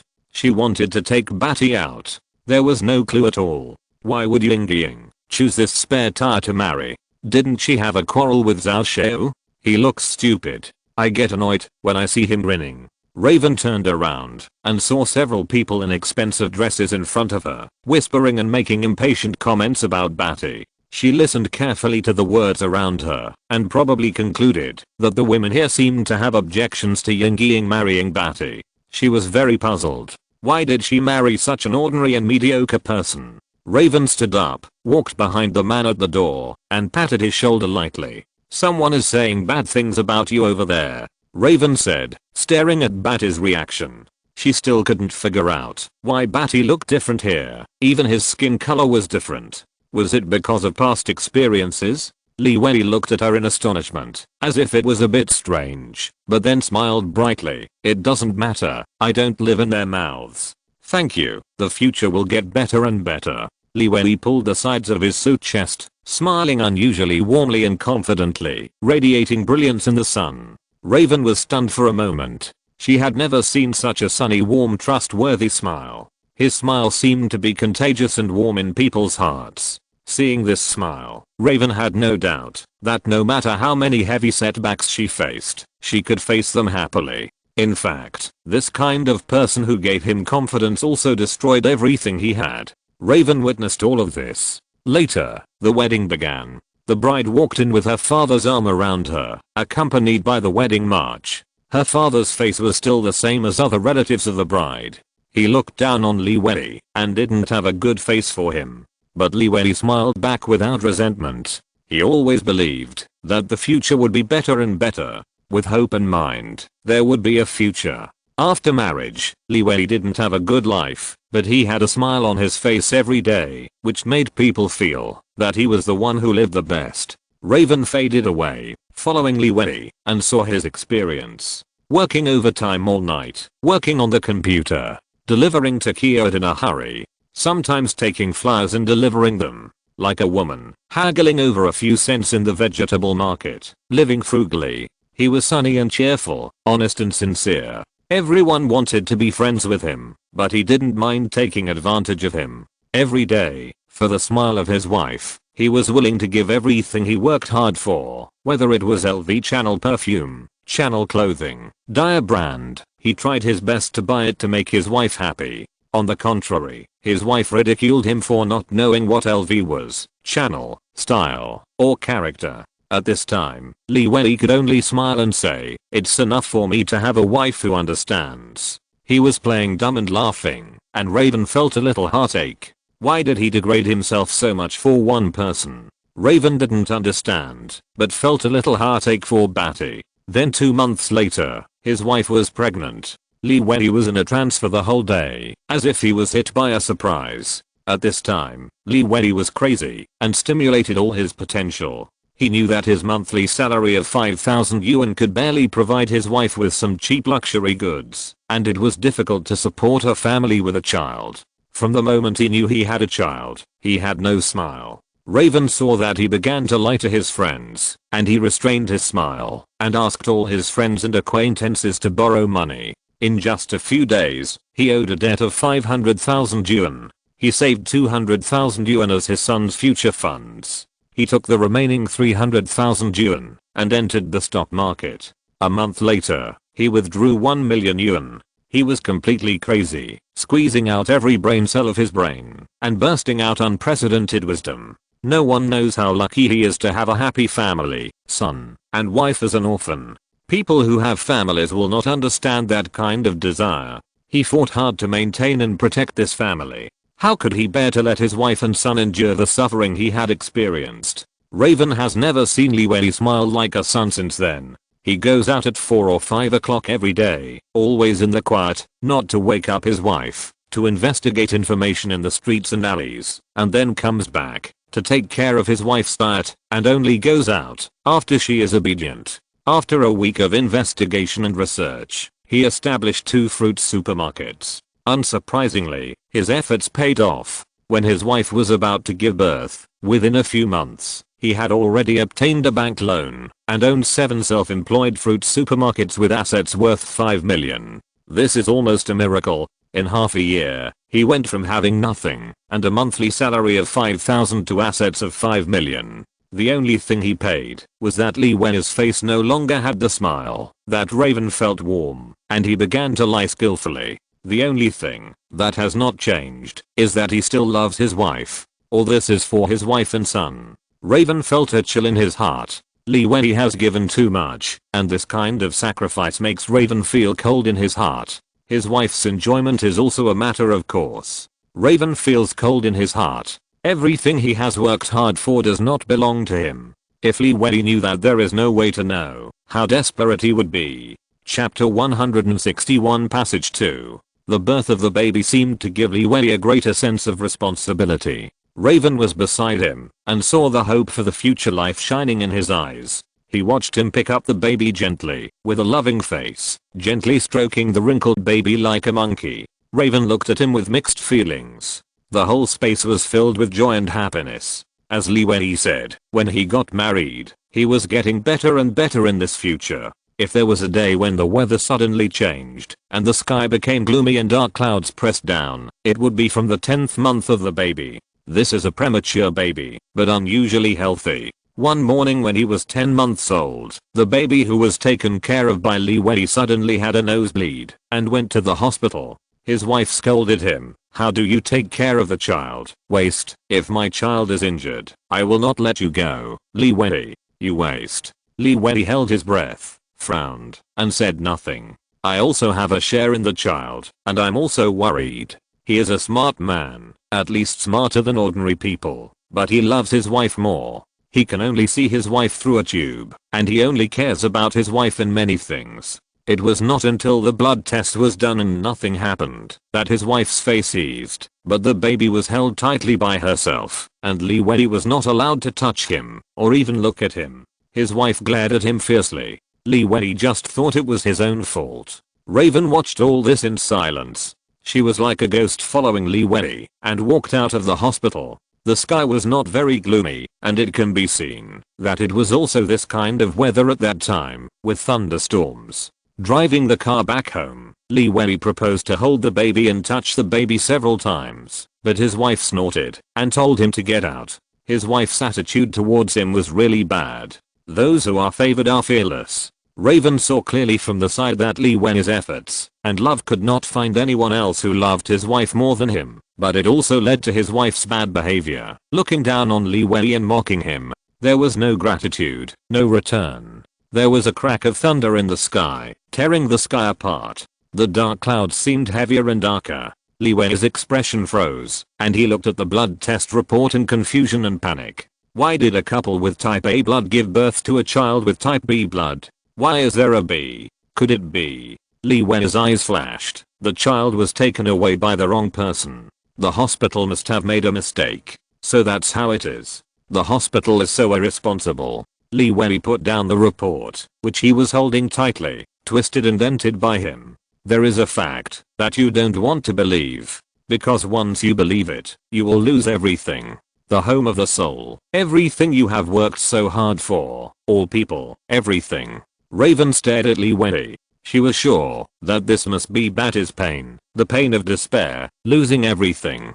That night, Lee Weddy and his wife slept in separate rooms. However, the next day, something more suffocating than Raven had imagined happened. When Lee Weddy returned home, his wife had packed her suitcase and was holding the child. Next to her stood a handsome man wearing a well-made suit. His words and actions revealed the calmness and self-cultivation of an upper-class person. There was also a bodyguard with a sturdy body, with bulging muscles, which made people feel intimidated. The two were teasing the child with a smile on their faces. Obviously, they did not expect Lee Weddy to come home early. When the wife saw Lee Weddy, her face changed for a moment. The two sides were silent for a while. She said sadly, "Lee Weddy, you already know it, and I won't hide it from you.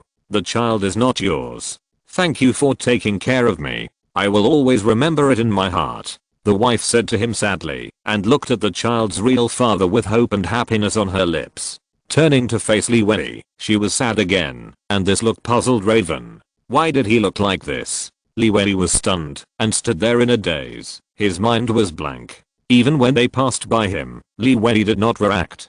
Finally, when his wife turned away from him, and smelled a familiar scent of perfume, he turned around, and grabbed his wife's arm, almost pulling her to stumble. "Lee Weddy, you." Ying stared at Lee Weddy with anger. "I have money. I can build a family from scratch, and have 5 million in half a year. I can buy you any LV, Chanel, Dyer brand and take you around the world. You own my world and everything. If it's not enough, I have the ability. For you, I'm willing to use all my talents. In 3 years, I can have 50 million, and in 5 years, I can have 100 million. I'm sure that I can do anything for you." Lee Weddy said. His eyes were filled with a trace of desire, a desire to keep her. His fingers grasped Ying's arm, not too tightly, for fear that she would be hurt and in pain. Ying's breathing stagnated for a moment. Until now, she seemed to see all the love Lee Weddy had. She pulled her arm out of Lee Weddy's fingers and hugged her son tightly. "Lee Weddy, if you really love me, bless me, let me live a better life, let my son enjoy a better education, and live a happier life." After she finished speaking, she turned around and left. Lee Weddy's hands dropped, and he had no strength at all. The man accompanying Ying did not follow her down, but looked at Lee Weddy jokingly, with a sneer on his lips. 50 million, 100 million. Is it the vegetable and fruit specialty supermarket project plan? That plan, sorry, stole the project plan of Zhao Group. The lawyer's letter will be sent to you in 2 days. Ying really helped me a lot. Not only did she give birth to a son, but she also sent me a project. Thank you. You are really a genius. The man flicked his sleeves, smiled lightly, and walked away with a sarcastic mouth. He took away everything from Lee Weddy. Raven looked at Badi with a sour heart. He stayed there for 3 hours like a dead body. She watched him take several kinds of strong wine and drink himself on the rooftop. The dark clouds flashed with thunder. The rain slammed down on his face. Raven saw his eyes were ferocious, as if they were popping out. He roared in pain and pounded the ground full of broken glass. Tears and rain mixed together. Raven saw him kneeling on the ground, his clothes tightly clung to his body by the cold rain. He was lonely, weak, and in extreme pain. This was already Badi. Raven's heart was in pain. With his virtual body, he hugged him and felt his pain. Suddenly, Raven suddenly felt the wind and clouds change. Thunder rumbled, and the rain poured down even more violently. Badi opened his hands to the sky, raised his body, and roared ferociously. His face was angry and ferocious, and his eyes were cold as his body was soaked by the cold rain. No one can take anything away. The rain slammed, mixed with the violent thunder. He raised his head and roared, tearing his voice, and revealing a ferocious and terrifying face. The next day, he put on the suit he wore when he got married, shaved his beard that had grown from a night of haggardness, and used the facial cleanser Ying bought for him, even though it was just a gift with her many expensive cosmetics. In the mirror, Raven saw the sunny smile he had seen before, just like the smile he had when he got married. Raven felt a chill in his heart as he watched Badi leave with a leather travel bag. He came to a familiar knife shop. He knew the boss, and the boss knew him too.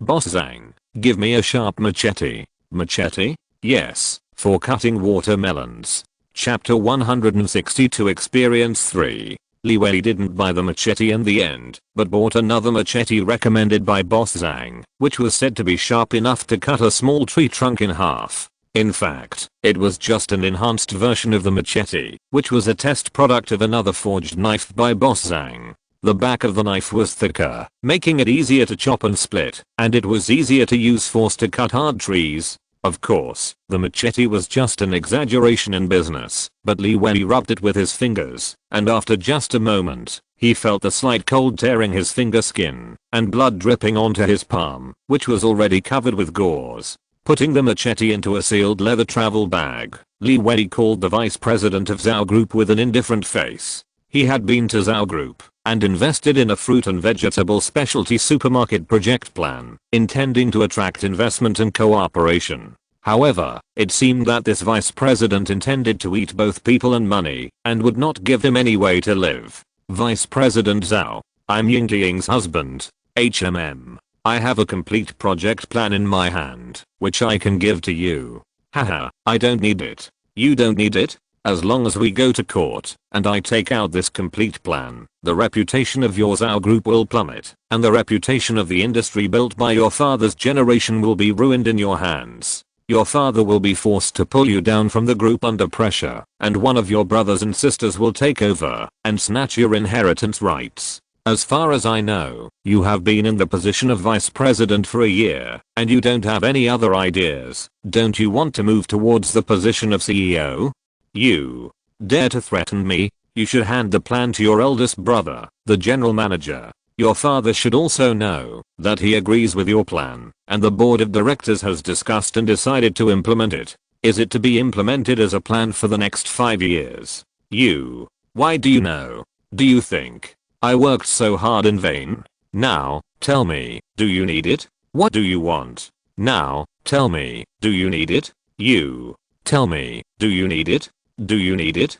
Yes. Very good. I'll give it to you.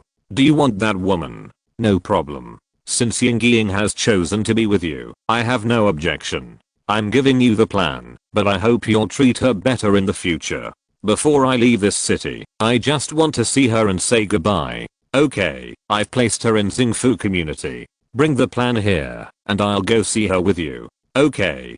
Be careful, don't let other people, my brothers and sisters. Where are you? I'll get it. No, I'm at Zhao Group. Okay, I'll notify the front desk. Hang up. People are coming and going on the street. He stood out in the crowd with a leather travel bag, looked up at the sun, and the halo in his sight was a little dazzling. Last night's thunderstorm seemed to have washed away the foul air in the city, and a fresh, cool breath emanated from the ground. There was a lot of moisture in the air, fresh and clean. He closed his dazzling eyes and took a deep breath of fresh air, which filled his lungs with cold water vapor. His whole body suddenly felt extremely comfortable, and every pore was icy and cool.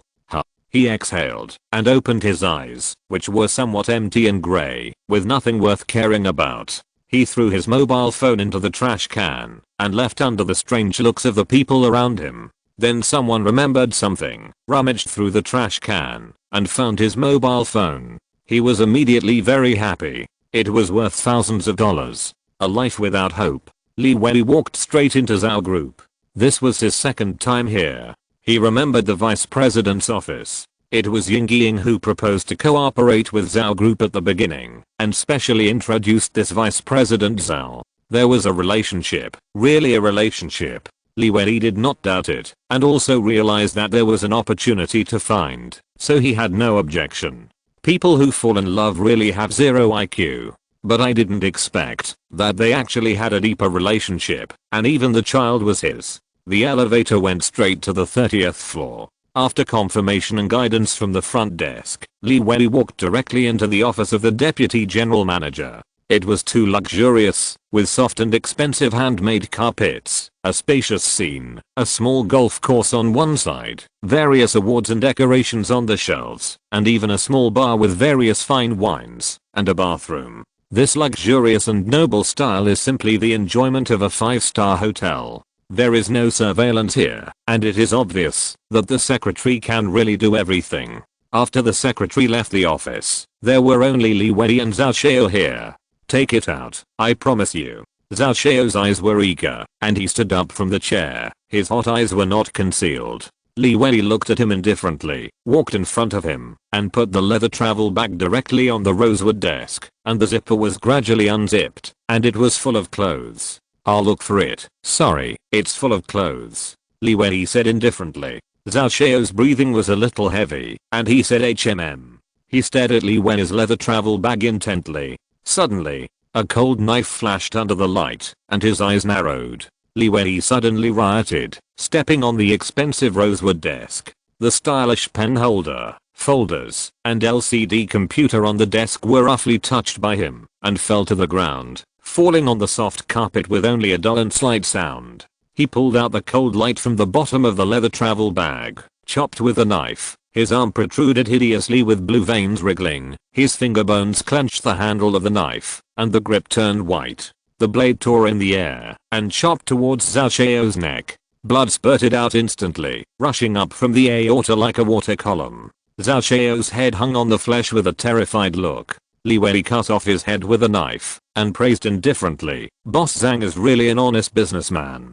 The body fell on the desk, twitching and spurting blood. After taking some clothes out of the leather travel bag, Li Wei adjusted his head and frowned at his clothes. They were already stained too much red. He felt a little sorry because they were wedding clothes. But never mind. Holding a set of clothes picked out of the leather travel bag, Li Wei walked straight into the bathroom. After just 2 or 3 minutes, he had finished washing. After cleaning the bloodstains on the surface of the leather travel bag, he walked out of the office calmly and locked the door before leaving. After leaving Zhao Group, Li Wei got into his car as usual, put the leather travel bag on the co-pilot seat, drove the car, and drove towards Xingfu community. He found Yingying's residence. But the moment Yingying saw him, through the stainless steel anti-theft door, her smiling face suddenly turned cold. "What are you doing here?" Yingying's face was filled with cold impatience. "I just want to see you for the last time, and give you some of the property and money I once created. I don't need these things anymore. Just live a better life." Li Wei smiled faintly, with a heavy sadness on his face. He actually didn't mind Yingying's greed for money, but leaving him was not okay. He needed his own fulfillment and permission. Yingying's eyes lit up, her face stagnated, and she went from cold and impatient to silent, and her face turned gloomy. "I'm sorry for you." She opened the door and let Li Wei in. The house was very exquisite, and it was conservatively estimated that it was worth 4 or 5 million. The baby kicked his legs in the cradle and laughed, and seemed to be very satisfied with this beautiful environment. "Is he okay? Is he still bleeding from the nose?" Li Wei put down the leather travel bag and asked. His hands did not stop, and he began to zip it. Ying-Ying's eyes were full of expectations. It's gone now, thank you. Ah. The zipper was unzipped, Ying-Ying was pale, and a dead head was staring at her inside, making her weak all over, cold sweat rising from her spine, and she began to tremble constantly. The bloody knife flashed across her neck, and cut her aorta. Li Wei held Ying-Ying's hair with a ferocious face. For Ying-Ying, he had to chop about 10 times, before he cut her neck. The more he chopped, the more painful it was. His tears of heartache mixed with the ferocious face twisting. When he chopped Zhao Xiao, he had no expression, and it was very easy, but it was extremely difficult to chop Ying-Ying. I love you so much, I will definitely fulfill your wish. He solemnly put Ying-Ying's head into the leather travel bag. The baby screamed, and the blood splashed on his face, making him uncomfortable. Then, Li Wei put the quiet baby into the leather travel bag again, so that the family could be reunited. Finally, he took another bath, and put on a clean suit. He couldn't help but think back to the moment of his marriage, as if it was also such a bright time on this day. What a beautiful meaningless life. He left the community, and entered the police station carrying the leather travel bag. If you're listening to this novel on a channel other than Fanfic World, it means they downloaded and uploaded it without effort. We cordially invite you to visit our channel, Mundo Fanfic Novelos. There you'll find the original version of this story and you can explore many other novels of various genres. We're waiting for you to immerse yourself in a world of incredible novels. Chapter 163 Happiness Gives. Bang. With a gunshot, Li Wei was shot dead. With Li Wei's death, the whole spiritual world turned grey and black, like ink, gradually spreading from the sky. The darkness permeated everything, wiping out all scenes and things. Raven stood behind the deadly Wei. Her heart was extremely painful, as if something was about to be vented in her heart, and there was a sense of anger blocking her heart, making her heartache and depressed, very sad, and tears fell. She felt sad for Badi's experience. It was not worth it. From the beginning, it was a mistake. This sunshine, warmth, hope, and spiritual sustenance on an unworthy woman led to the darkness of despair in his heart, and the pain would torture him forever. He will never forget how much force was used to chop off the neck of the woman he loved most, and how much warm blood was splashed on his face, making him feel desperate and painful, so that the whole world will be grey and dark in the end. Li Wei was originally warm, sunny, and full of hope for the future. Even when others slandered him, he just smiled and told Raven that we don't live in other people's words. Raven was by his side, following him for a year and a half, watching his past. He was not dark, he was just in pain. This was Badi's pain, which had always existed in his heart, the pain of memories, the pain that suffocated him. It was also Raven who felt Badi's deepest pain. The darkness gradually spread, shrank, submerged Raven, and finally submerged Li Wei's body and disappeared. Suddenly, in the darkness, a pair of brutal eyes suddenly opened. Since you are alive again, then, I will transform this meaningless world. The voice was horrifying and domineering, with deep madness. Raven was suddenly startled, as if in the darkness, he could feel that among the countless embryos, one embryo suddenly opened its eyes, cracked a crazy smile, and swore a new life in a domineering and awe-inspiring manner. This moment disappeared quickly, the darkness returned to calm, and the brutal eyes disappeared again. The whole world was completely dark. Boom. A deep bell sounded, echoing around. The scene reappeared. The light was bright, with some dazzling halos. This was a white Western church, a Gothic dome building, with a spire, complex, gorgeous, and white. There were green trees nearby, and the environment was quiet and beautiful. On both sides of the flower bed, there was a clean road, and some formally dressed men and women in formal dresses walked towards the church. Raven narrowed her eyes, and appeared here again, moving forward with the crowd, and finally stopped in front of the church. She looked up, and saw that they were preparing for the wedding. The fragmentary noises accompanied by burning skin, the hot sun came into her ears, and her confused eyes were dazed for a moment. Reincarnation began. The endless pain was about to be staged again. A man, with his back to the sun, appeared in front of her with some blurry and dark. Little sister, what's wrong with you? Raven woke up instantly. She looked at Badi, who had gradually begun to become a little blurry. Even with his strong will, He couldn't hold out for much longer. When Raven entered his spiritual world, Badi had already gone through tens of millions of such painful and desperate reincarnations, so much so that he was a little fuzzy. He must not let Badi fall into pain again. But how can he cut off this pain? Raven's eyes flickered, and she casually dealt with Badi, who was preparing to get married, in front of her, then walked to the side and thought deeply. She had never saved the spiritual world before. In this regard, she was a rookie, and the spiritual world was not so easy to shake. She had only one chance. If she failed once, and Badi could not recover, then she would disappear with Badi in the huge reincarnation pain. Killing King?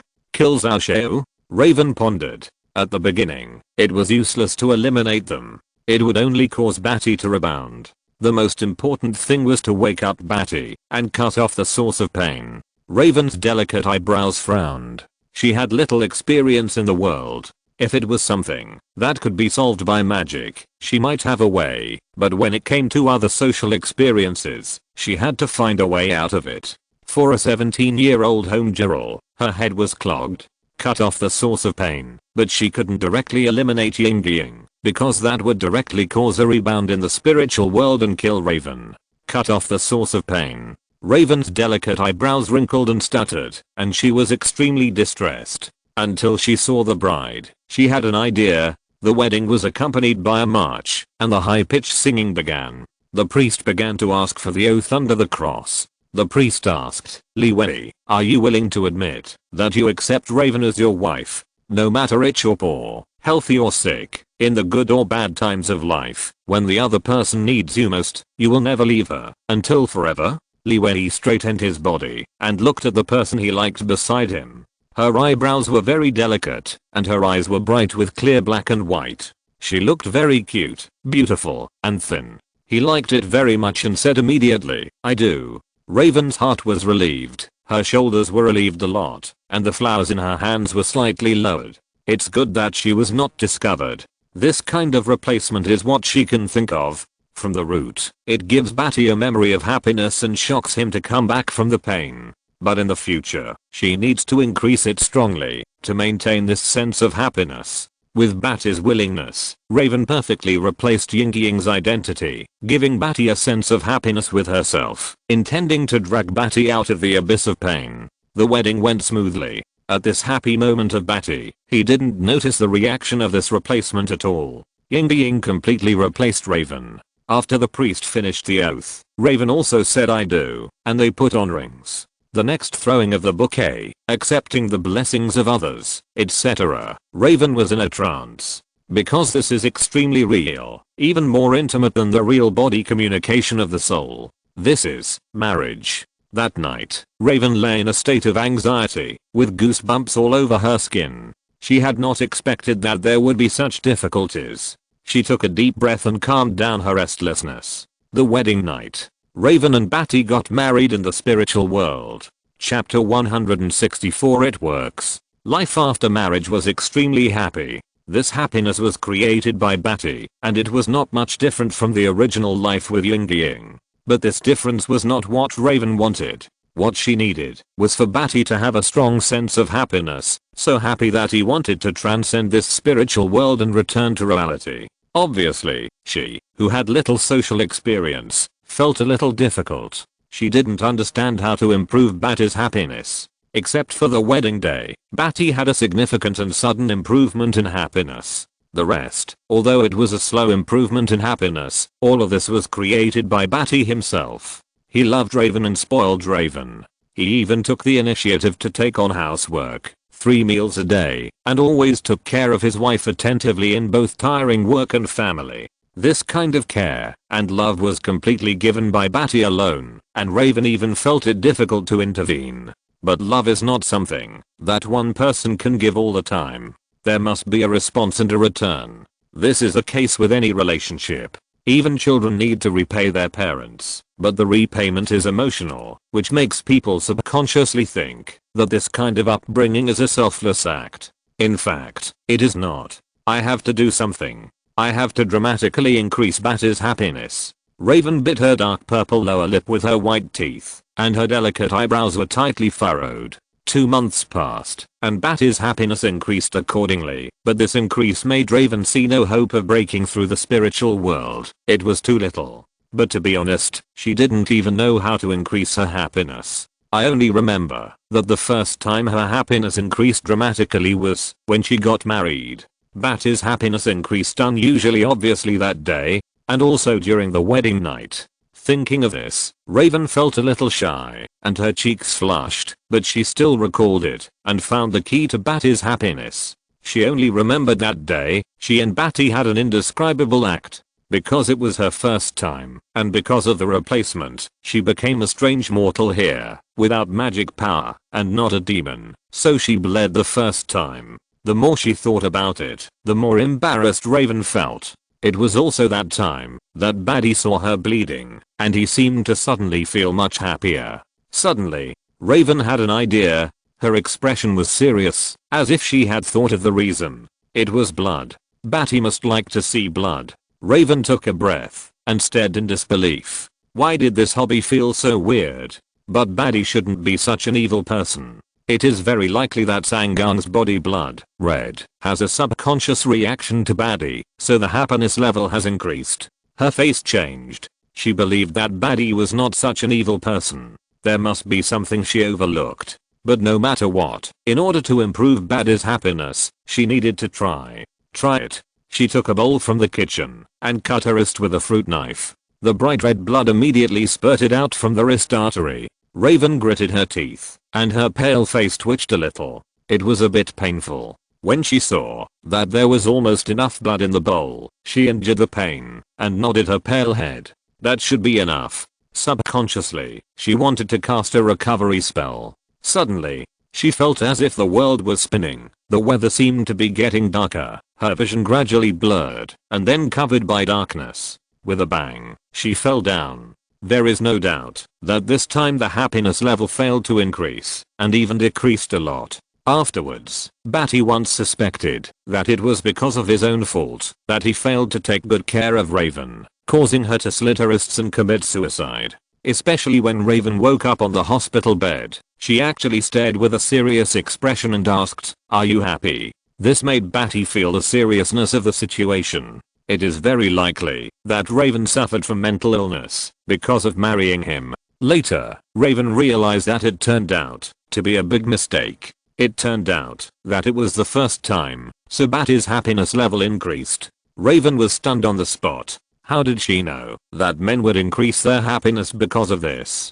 As for how he knew, it has to be said that, because of the failure of the method of increasing happiness by cutting the pulse and looking at the blood, Raven was thinking deeply again, thinking that it might be that sex should be bloody, so that Badi could see it, which would increase happiness. So the blood-stained bedsheet incident occurred, which directly made Badi speechless. He thought that he might have married a wife with a mental illness, but this also made Badi feel more sorry for Raven. Raven thought, this is not good. In the midst of regret, happiness will decrease with Badi's worry. If it decreases too much, Badi will return to the sad experience. Therefore, he must be happy and happy. So one night, before going to bed, he kindly helped Badi massage his body, but accidentally broke Badi's bones. After being sent to the hospital, his happiness dropped again. Although Raven has become immortal, he is still an outstanding existence. He didn't crush Badi to death, which is enough to love Badi. But this can't change Raven's determination. On the contrary, Raven's determination is getting stronger and stronger. In various setbacks, Raven's determination is as solid as a rock and must save Badi. Then, she fried eggs too hard and the eggs stuck to the ceiling. She broke the handle of the pan too hard. She accidentally caused a gas explosion, which completely blackened the kitchen. She knitted a sweater and knitted a 6-armed one-piece freak sweater. In order to make Badi happy, she organized a birthday candlelight dinner, which accidentally caused a fire and burned down the house. Of course, there was no way to do this in the end, so the two took a photo in front of the fire, and their favorability unexpectedly increased because of these stupid things. There were so many things that Raven had been working hard to improve Badi's happiness. Gradually, Raven felt that her power was limited, and she didn't have so many wonderful ideas, so she turned on the computer and opened the Badi webpage to collect everyone's thoughts. How to make my husband happy. With a snap, she pressed the enter key, wrapped her slender legs in white pantyhose around the computer chair, took a bite of the chocolate in her hand, licked the chocolate crumbs at the corner of her mouth with her small tongue, and stared at the screen with her black and white eyes wide open. Then a large number of lists appeared on the webpage. 70 ways to make your husband happy. 70 ways to coax your husband. 70 ways to make your husband very happy. Raven's eyes were stunned with shock. It turned out that there were 70 ways to coax Badi and improve his favorability. Others were really amazing. They summarized so many ways. Raven's hand that was eating chocolate stopped, and she couldn't wait to open 70 ways to make your husband happy. The first one, play games with him. The second one, 69. Raven continued to scroll down, and there were no more. Suddenly her heart was itching, and she was anxious and fidgeting. She subconsciously slapped the chocolate in her hand on the table, and she had no interest in eating her beloved chocolate. No more. How come it's gone? Aren't there 69 ways? Then she anxiously opened the other 70 ways, and found that these people were so despicable. They all showed the remaining 69 ways. Forget it. Try the first method first. She gritted her teeth, and tried the first method first no matter what.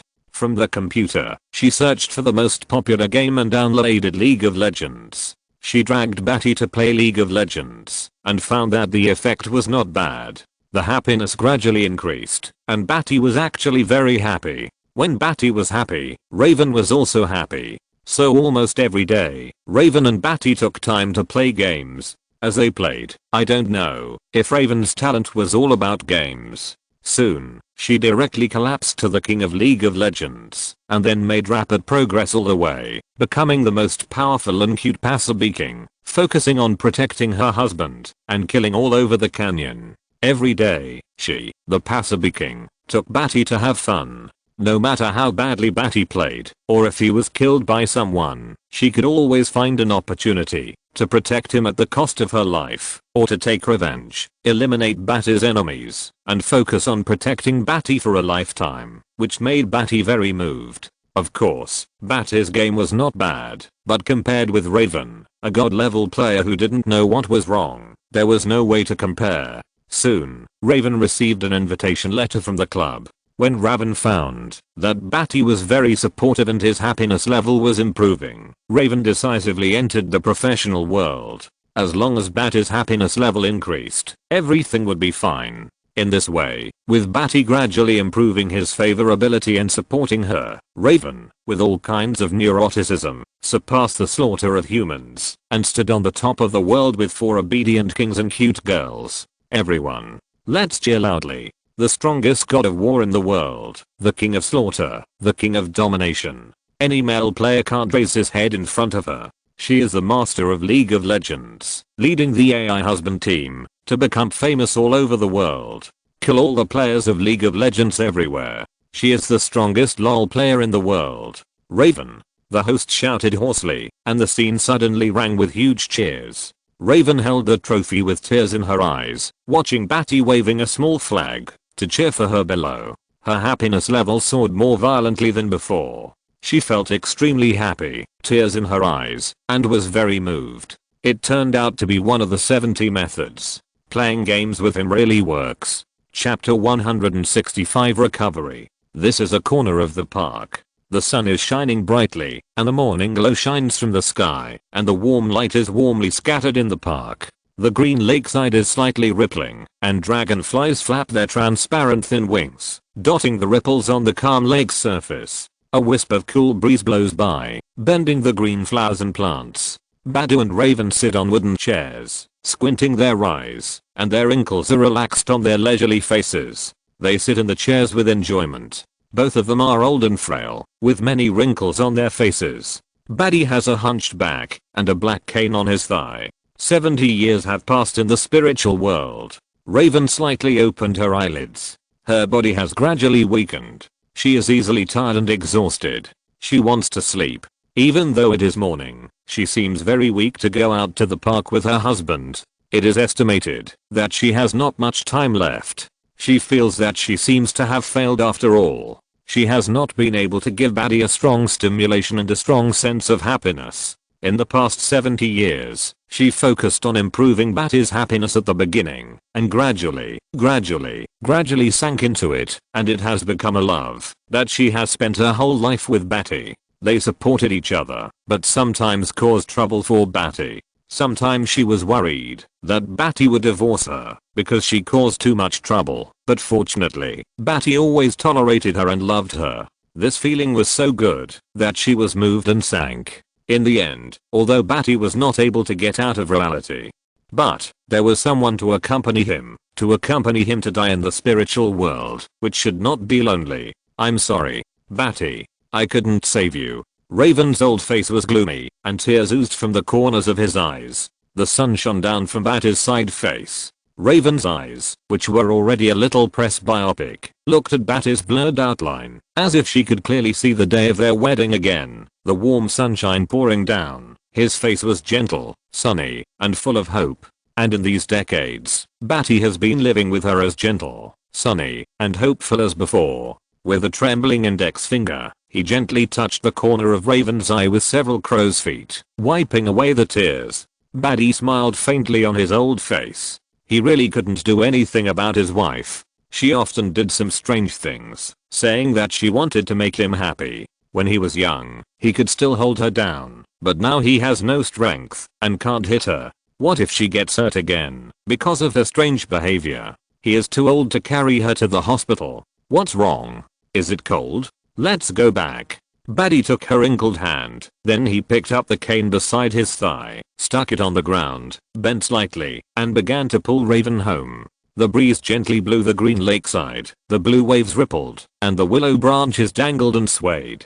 The cool breeze has a message for 70 years. It has come to an end, the time of death. Raven looked at Badi's slightly hunched back. He had been through wind and rain, but he was still in front of her, walking forward for her. She couldn't help but ask, Badi, are you happy? Badi stopped, stagnant. His wrinkles were as thick as rocks, and his past with Raven flashed through his mind. Although his wife, Raven, did a lot of funny and stupid things, this wife did it for him, and forced herself to do it for herself, which made Badi feel warm every time. Because, if someone works hard for you, it is undoubtedly a very happy thing. Thank you, I'm very happy, Badi said warmly, and his old wrinkles were filled with warmth in the sun. Raven smiled slightly at the corner of her mouth, her eyes narrowed, and more crow's feet appeared. She held Badi's hand and walked forward. A breeze blew past, melting the grooves on Raven's face. Suddenly, Raven suddenly felt palpitations. This was a feeling she had never experienced in the decades she and Badi had been together, because no matter what, Badi always gave her the strongest sense of security by her side. The wind suddenly stopped. The whole world suddenly stopped. The other elderly people who were walking had no movement or sound. The willows fluttered but never fell. The ripples on the lake stopped rippling, and the dragonflies touched the water but never rose. There were leaves floating in the air, frozen in the sky. The world froze. Suddenly, Badi's hand left Raven's. Badi. Raven was stunned and looked at Badi. Badi's hunched back stood straight, like a mountain peak reaching the sky. From the side, the loose skin on his face tightened, the wrinkles disappeared, and the scar reappeared on his cheek. White clothes and windbreaker appeared on Badi again. However, Raven did not feel happy, but instead felt a little panic in his heart, and palpitations surged in his heart. Suddenly, Badi exuded a violent breath, overwhelming this space. A hand with a mouth like a python coming out of a cave suddenly rose from below Raven, and suddenly, it pinched her neck, suffocating her instantly. She stared with eyes wide open, unable to resist. The moment she was pinched, the wrinkles on her face were instantly smoothed out, and her pale face returned. She was wearing a black cloak.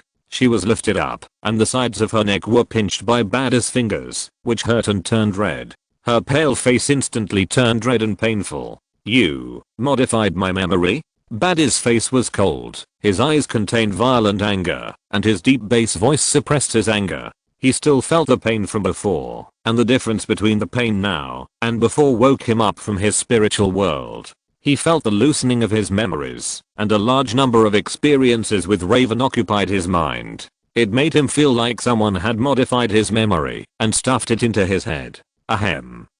I just want you to be happy. Raven's face flushed, and he pressed down on Badi's hand. He couldn't breathe, and it looked like he was about to run out of oxygen and be strangled to death by Badi. Even the Three Palaces projection couldn't compete with Badi in the spiritual world, so how could Raven resist? Hearing Raven's words, Badi's body stiffened, the cold anger on his face stagnated, and his hand loosened. Raven choked and fell to the ground, gasping for air. In just a few words, he accurately checked and recalled everything about Raven, and knew the efforts Raven had made, which took 70 years to recover. Badi turned his eyes to look at Raven, and his cold face relaxed. With a thought, Raven immediately recovered completely.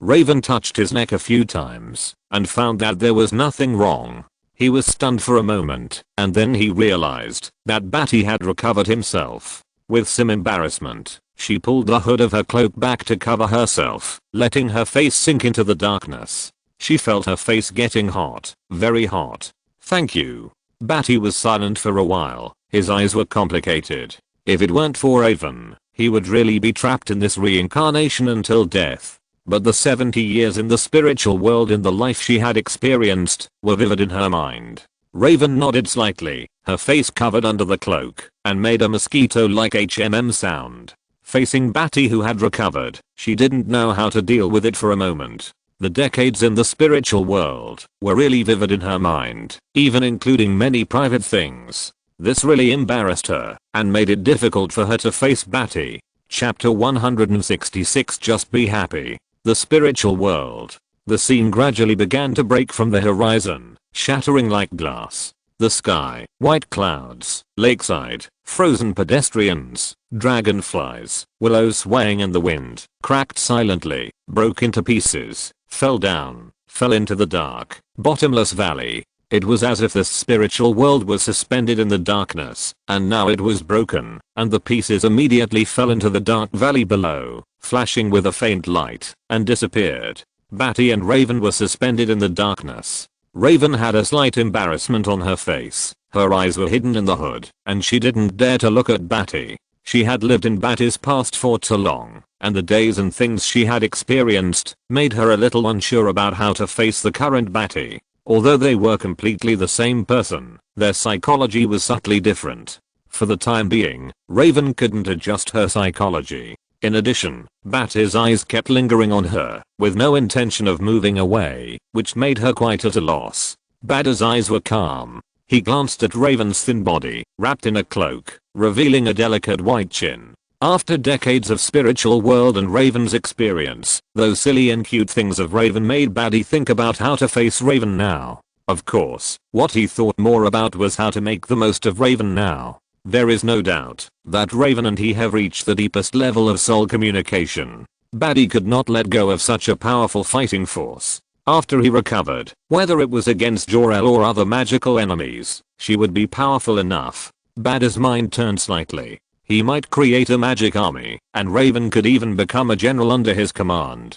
Raven's personality might not be suitable for becoming a decisive general, but as a magic girl with deep magic knowledge, she is fully qualified to be a teacher, enough to teach students who are of great value to Badi. Whether it is a half-demon body or a brain of magic knowledge, there is great value in utilization. Of course, even if she had no use value, just because she had lived with him in the spiritual world for so long, and pulled him out, Badi would not let her leave easily. Accompany me to watch the memory again.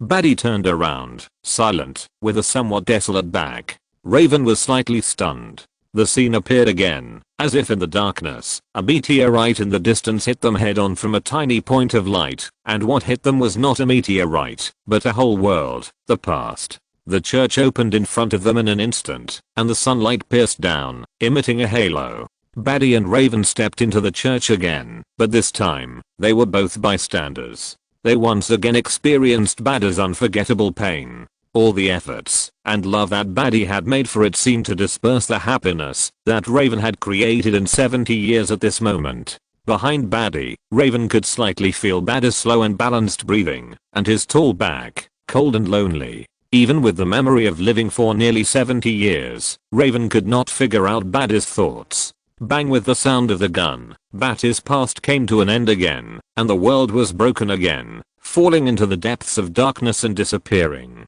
Raven couldn't help asking, why do you still want to watch the painful experience? You already have happiness and can live happily. She felt a little bitter in her heart. Could it be that the past of 70 years and her experience were not as important as the pain and despair at that moment? Although they woke up, the memory of the 70 years of experience would be blurred or even forgotten, but the feeling of happiness and joy in their hearts would not disappear. Badi turned around and faced Raven. He reached out and lifted Raven's hood, revealing her pale face, dark purple lips mysterious with strange beauty, long eyelashes, black and white eyes, clear and bright, and asked Badi with confusion. It is pain that makes me who I'm now. Badi said calmly, looking directly at Raven. His eyes were calm and cold. If I had not experienced pain, I would not know what I wanted and what I wanted to do. If I used happiness and joy as an excuse, I would accomplish nothing and indulge in just being happy. I would spend my days playing computer games and reading boring novels, enjoying the happiness of life in a happy and lazy way. I would silently tell myself and others that, as long as people are happy, they are fine. Only pain can make me see my heart clearly. In the face of great joy, facing a life that I have never worked hard for, facing despair and control that cannot be mastered, it is in vain. Happiness and joy make people happy, but they also make people lazy. Just being happy is a big lie, an excuse, and a temporary pleasure. I remember the pain, engraved it into my heart, and remembered my incompetence. Become who I'm now. The me now is great. That is the me I want to be. Badi suddenly laughed, and his resolute face was like the most beautiful flowers blooming from the rocks in an instant, with a confident and calm look, and a majestic body. He has an extraordinary charm that makes the Raven unable to take his eyes away. Raven had never seen Badi like this. In her memory, Badi was warm and shining like the sun, but also cold and lonely with pain. But now, this Badi seemed to be completely Badi, with pain, happiness, hope, and sunshine. She felt as if she had seen the deepest part of this man, and was closer to Badi's heart. He remembered the pain, reincarnated the pain, walked in loneliness, and became the person he liked. If possible, Raven hoped. He was no longer lonely. Thank you, my wife. You pulled me out of the abyss of pain, gave me the feeling of happiness, and remembered the pain and happiness. You are my pure land of happiness. Badi pinched her fair chin. Raven was stunned, a little shy, and her cheeks flushed. She did not resist, but just trembled and closed her eyes, and let Badi kiss her dark purple, beautiful, mysterious, and strange lips. In this spiritual world, the two merged together again. The familiar feeling of being a couple spread in their hearts again. The strange barrier was instantly broken by the intimacy, and they returned to the feeling when they were still a couple. They did not come out of the spiritual world until they were both satisfied. Badi frowned, his eyelids trembled and opened, recovering from the blurry vision of the dark, and saw the slight darkness. The sky seemed to be occupied by huge python-like vines, twisted and entangled together. When his vision was clearer, he found that it was not the sky that was occupied by vines, but the vines surrounded them and covered them. Badi frowned, and the feeling of weakness and soreness in his limbs spread up. The nerve struggled to connect to every trunk of his body. He felt like he was in a state of sleep paralysis, with a high fever and a severe cold. His body felt turbid, his muscles were soft and weak, and his heart beat so weakly that he palpitated. But at the same time, deep in his body, there was a vigorous power on the back, not the back of the body, but, as if on the gene chain, as if there was a layer of shadow on the back of the gene chain, becoming the shadow of the gene chain. It was a different feeling, like his left hand and right hand were both his own. He felt that both bodies were his own. The feeling it gave Badi was, he felt that he could transform. Chapter 167 Transformation. Badi used his elbows to prop himself up. His body felt heavy, as if it was filled with lead, and his blood seemed as heavy as molten iron. Even if he propped himself up, he felt a little reluctant, and his body felt exhausted, making him slightly breathless. But he also realized that deep inside his body, there was a thriving vitality, not at all as weak as on the surface. This intertwined feeling made him extremely uncomfortable. Raven lay on his chest, sweat oozing out of his pale face, and half of his face was pressed against Badi's chest, making Badi feel that his chest was sticky and heavy. Although Raven was thin and only weighed about 90 pounds, for a weak person, this weight on Badi's chest was enough to make him gasp. Raven woke up with a hum and opened her eyes. Her blurred vision began to clear. Seeing Badi struggling to get up, her eyes flashed with worry and concern. She quickly got up from Badi's body. Half of her face was still red. She walked to Badi's side, supported his back, and used her own strength to prop him up so that he could sit up. "Be careful, you are very weak." Raven's eyes were full of concern. She didn't even wipe the greasy sweat on her face. Her slender fingers were a little sticky, and she held Badi's hand and looked at him nervously. Zatara didn't doubt him. Raven and Badi had a very close relationship before they came. After dealing with the three palaces, it was normal for them to become even closer. What's more, the spiritual world is the bottom of a person's heart. If you are not familiar with it to a certain extent, it is difficult to survive if you enter it and bring Badi back. Zatara didn't know what they had experienced, but it was obvious that the two were very close, a fact that could be seen with the naked eye. "It's good that you're back." Zatara's eyes flashed with a complex color. He felt ashamed. When Raven saved Badi, he was worried that something unexpected would happen, causing Badi to become a demon and cause damage to the earth. In addition, Raven was also a half-demon. He once had the idea of killing them to eliminate future troubles. This even made him think it was great for a moment. Silently eliminating future troubles for the earth, silently bearing the guilt of killing them, and silently protecting the earth. This made people feel a great sense of achievement, even though this feeling was only enjoyed and painful by himself. But in the end, he was persuaded by Raven and did not do it. Instead, he spread out the vine barrier to protect them and let Raven save Badi. In fact, he did nothing. It was not him who dealt with the three palaces, nor was it him who eliminated the three palaces, nor was it him who resolved the crisis on the earth. He was not qualified to hurt the hero who saved the earth. Zatara silently said in his heart, burying his inner fluctuations, silent, and felt ashamed for his selfish thoughts. His own practice was not yet at home. Badi didn't know what Zatara was thinking. Instead, because of Zatara's thinking, he would do something that would make Badi stunned in the future, which shocked Badi to the extreme. "It's okay, let me go. I feel something unusual." Badi shook his heavy head lightly. It seemed as if there was a piece of iron in his head. He shook it lightly and felt a heavy dizziness. Raven stepped back obediently, let go of his hand, and tightly grasped the cloak with both hands, wrinkling the cloak. Her face was tense, her dark purple lips were tightly pursed, and her black and white, clear eyes were staring at Badi closely, worried. Badi exhaled lightly, and his weak body raised a little strength, and he stood up with his shaky feet. Raven was worried and wanted to go forward to help Badi several times, but was stopped by Wee. The worried look on her face never stopped, as if she was injured. After standing still from his dazed, dizzy and weak vision, and feeling the oxygen flowing to his brain, Badi gradually had some strength to stand firm. He slightly controlled the frequency of his breathing. His physical condition was very poor now, and without sunlight, his recovery ability was greatly reduced, making him easily tired. But at the deepest bottom, there was a strange sense of vigorous power, which made him frown. He closed his eyes, controlled his breathing, and sank into his body, wanting to see clearly what was going on.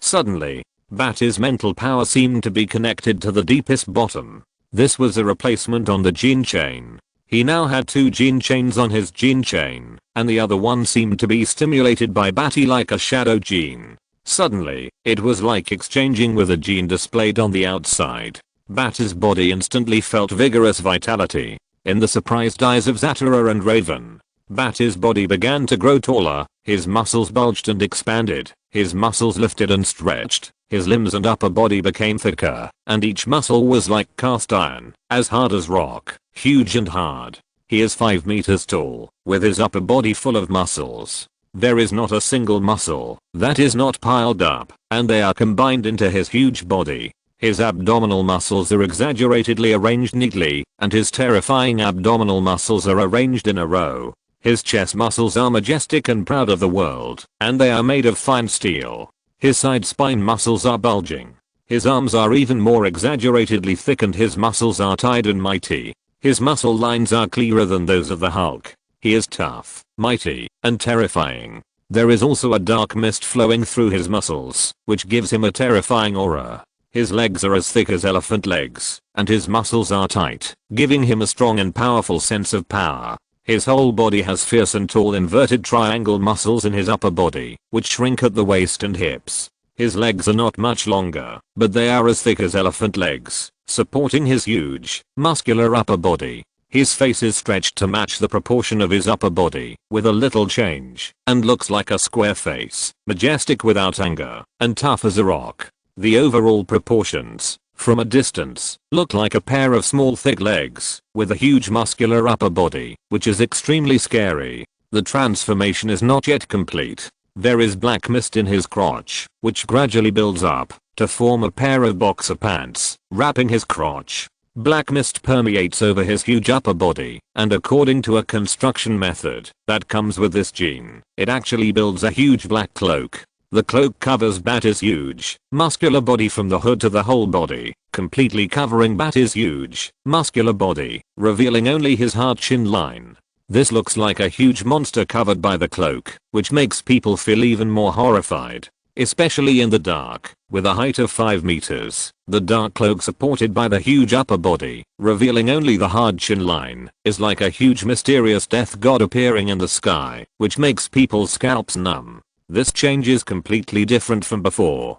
Before, when he became huge and fought Sangong, even if he became hundreds of meters huge, he was still slender, with a majestic temperament, smooth muscle lines, and extremely beautiful and elegant. Even if he took 380 solar energy capsules, and became strong and tall, he was only much stronger. With the white barbs on his bones, he still had a lonely and cold beauty of a frozen bone spur demon. It was not as exaggerated as it is now, and it became so violent. It was all a sense of power accumulated by muscles. Just looking at it made people feel numb and terrified. What's going on? Badi was surprised. He stretched out his thick and strong arms with muscular knots from his cloak, and his palms went back to the top of his head. He pulled back his hood, and revealed an extremely tough face. His fingers touched the cloak, and he felt the texture of linen. It was indeed a material that rubbed against thick cloth. It was not energy, but it was not linen. It was his own energy, plus the information carried by the genes itself. In other words, every time he transformed, as long as there was enough energy, he would automatically create a black cloak to wrap him up, and the same was true for his boxer shorts. He looked at his thick palms, and his muscles were horribly knotted. He could feel that there was abundant energy between the cells, and his own spiritual power was blending. Originally, his spirit could not be released because of his Kryptonian physique, but now there is a kind of energy that he can control. It blends with his spiritual power and has formed a kind of magic. You have magic and become a magician? Zatora screamed in shock. What's going on? Can it be like this? Didn't he transform into a demon? Didn't he use the blood of ravens to maintain the body's life needs? How could it become like this? Even if he becomes magical and can use magic. But what's wrong with this muscle? I've never seen such a strong and powerful magician. The raven was petrified, its mouth opened wide, its eyes filled with shock. Chapter 168. Do you remember chapter 122, when Badi did something that he would regret for decades to come? In the darkness, a ray of light began to appear. After being blocked by the vines, it was transmitted under the vine barrier, making the place have a faint light. The sun outside had also begun to rise gradually. However, the weather was still bad. There were thunder tornadoes in the distance, and wild sand was flying wantonly. In this grey and gloomy environment, Badi's muscles were thick and knotted, like the roots of a 1,000-year-old tree. The shadow of his huge body covered Raven and Zatara, leaving them stunned. Bati's mind moved, and his thick palm was like a palm leaf fan. His index finger moved slightly, mobilizing the magic contained in his body. This was a feeling different from the Kryptonian physique. When the Kryptonian physique released the heat vision, the solar energy flowed in the body. It was the energy that was gathered through the frequent movement of the granular cells, and was blended with the blood flow, to form an energy transmission channel. This energy transmission channel was very simple, and was genetically fixed, so there were few other fancy energy attacks. It was more of a strengthening of the body's muscle cells. Now, this magic body uses mental power to stir up the energy in the cells, gathers them together, and combines them into magic power, which flows freely throughout the body and bursts out from any pore of the body. It can also use magic power to perform various mysterious and strange magic, which is changeable, strange, magical, and has a variety of energy utilization modes. The genetic setting seems to have been an active logistics base for magic power. Even Badi can feel that with the mobilization of magic power, there is a feeling of using the universe as one's own body, with many changes, controls, and abilities. His thick index finger moved slightly, and a circle of dark magic energy emerged. With a slurp, it penetrated the air. This simple magic energy ray shot on the ground, splashing some soil and scattering it, and shooting out a small hole with wisps of black smoke. The small hole is not big, just the thickness of Badi's finger, which is the thickness of an adult's 5 fingers put together, and the depth is 6 or 7 centimeters. This is just a simple magic ray, without any technical content. This is really magical.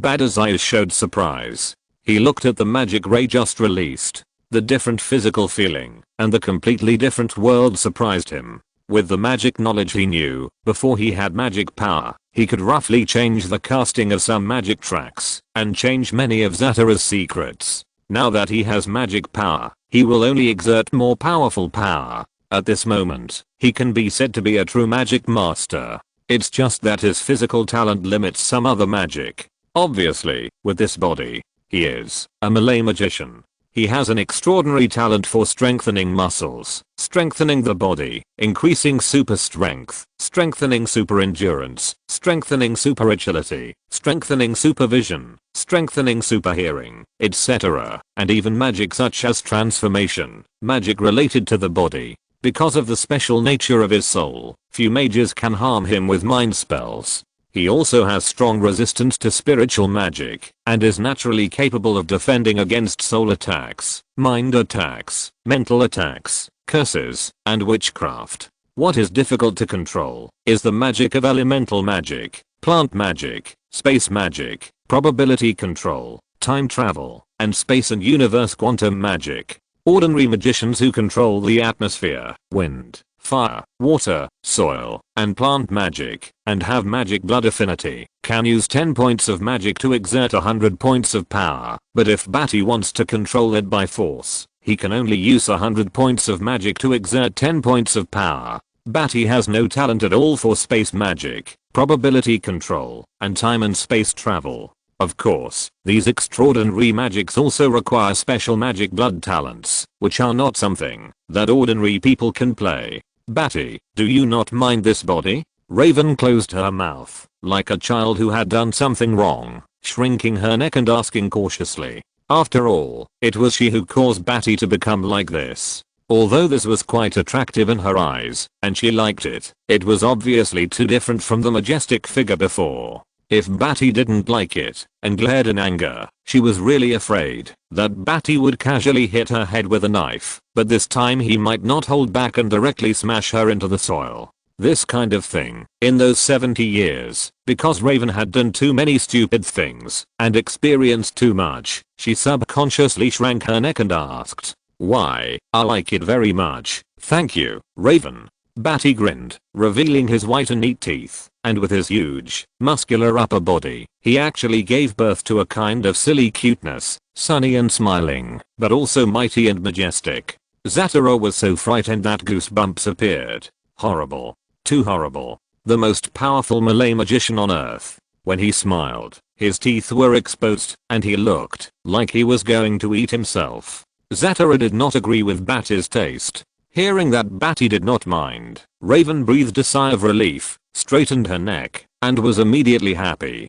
Her eyes suddenly lit up, and she looked up at Badi with her long eyelashes fluttering, and praised loudly, "Badi, you are so handsome now." After saying that, Raven still looked at Badi with a gleaming gaze, looking at Badi with pride and joy. She also had a part in creating Badi's body, and she was proud and happy for Badi and herself. In the 70 years of getting along, she was no longer the gloomy, heavy-hearted, hidden emotional, and unsmiling Raven. On the contrary, in Badi's heart, Raven was just a silly and cute girl. Imperceptibly, Badi's past pain was also impacted by Raven, and he was not so lonely and cold anymore. Now he can joke with Raven in a close way. For Raven, Badi's impactful image also possessed a violent charm. She did not praise Badi, but believed it to be true. Some of it was because she loved him, and some of it was because she really believed that this body shape reflected the beauty of muscle strength. The aesthetics of half-demons were a little different from those of humans. Zatara wanted to spit out blood. "You lied!" Exclamation mark. In what way did you see that Badi was handsome now? If Badi was not in front of her, she was afraid that Badi would slap her to death. Zatara wanted to tell an ignorant girl like Raven that your aesthetics had been poisoned by the devil and had been distorted. Girl, you are hopeless. At least in Zatara's eyes, she could only see the word horror, and the rest would probably be trembling horror.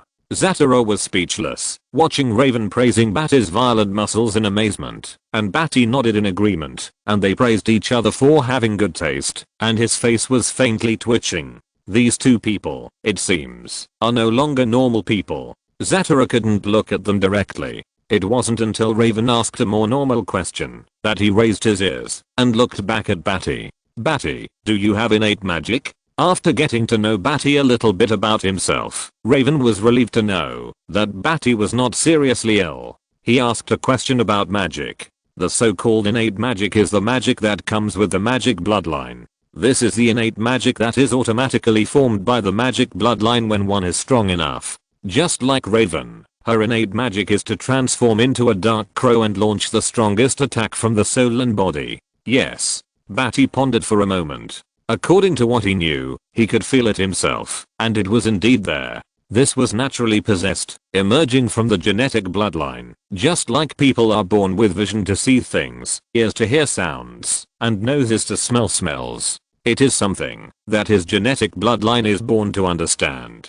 Zatara was shocked and took a breath. He actually has innate magic? This is really powerful. You know, in fact, on Earth, as a top magician, he actually doesn't have innate magic. In fact, on Earth, because of the thinness of various bloodlines, there has not been a person with innate magic for hundreds of years. Such people, it is no exaggeration to say, are geniuses in magic. Obviously, Badi is such a genius. Just look at his body. Who else but him is a genius of melee magic? Thinking of this, Zatara calmed down again. He estimated that it should be the innate magic that makes the body stronger. The melee magic, which is already unmatched, is even more invincible. Raven's eyes lit up. The stronger Badi became, the happier she was. She didn't want to leave Badi's existence. The two had a deep communication. She regarded herself as Badi's person, and had no scruples. What is the innate magic?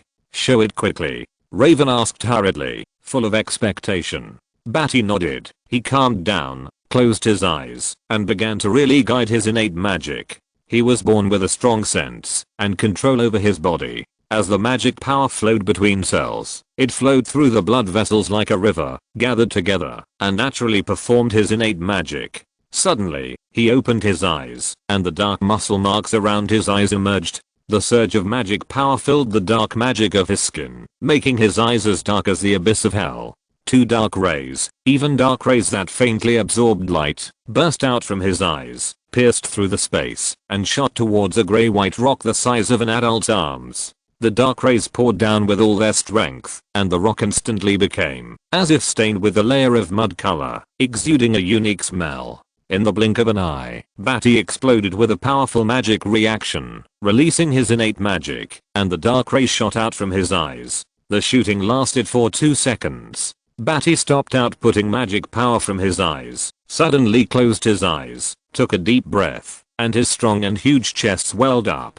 The explosion of innate magic just now wasted a lot of his magic energy, and he couldn't control it for a while. It was not until he exhaled, his chest slightly recovered, and the magic energy in his body was adjusted to be balanced and easy to release without a trace of chaos, that he slowly opened his eyes. A strong sweet fragrance suddenly drifted into his nose, making his nasal cavity itchy. His face froze, and he stared in shock. He saw that the grey rock had turned into a piece of chocolate rock, which was emitting a strong chocolate aroma that spread throughout the vine barrier. The space was filled with the sweet smell of chocolate. Chapter 169. The Sangan projection incident is over. There was silence in the vine barrier. There was a faint gust of wind outside, which caused thunder and rain to hit the ground and spread into the silent vine barrier. The vine screen was filled with sweet and tempting chocolate air, and every air particle was emitting a rich chocolate aroma. Zatara and Raven were stunned again. They had never seen such a strange innate magic. Turning objects into chocolate? Turning people into sheep, pigs, and dogs. Zatara had seen it a lot, and even some of them were turned into chairs, scrolls, flowers, plants, and trees. He had also seen the rare ones turned into pillows, clothes, cloaks, souls, and inexplicable spiritual existences in the void. But no matter what, all the above mentioned changes require magic to maintain the framework, otherwise they will return to their original state without continuous magic. Obviously, the chocolate that Badi changed shocked him, because it completely distorted the atomic arrangement of matter and twisted it towards his innate magic. In other words, this chocolate rock is real chocolate. From the microscopic atomic level, it is all chocolate. This is terrifying. Raven's focus is obviously different from Zatara's. The rich aroma made her nose feel itchy. She pressed her nose with her slender fingers. After adapting to the aroma, she stared and walked towards the chocolate rock. The increasingly sweet smell emanated from the chocolate rock and penetrated into her nose. This is real chocolate. Raven stared in surprise. Her slender hand stretched out from her cloak and stretched to the corner of the chocolate rock.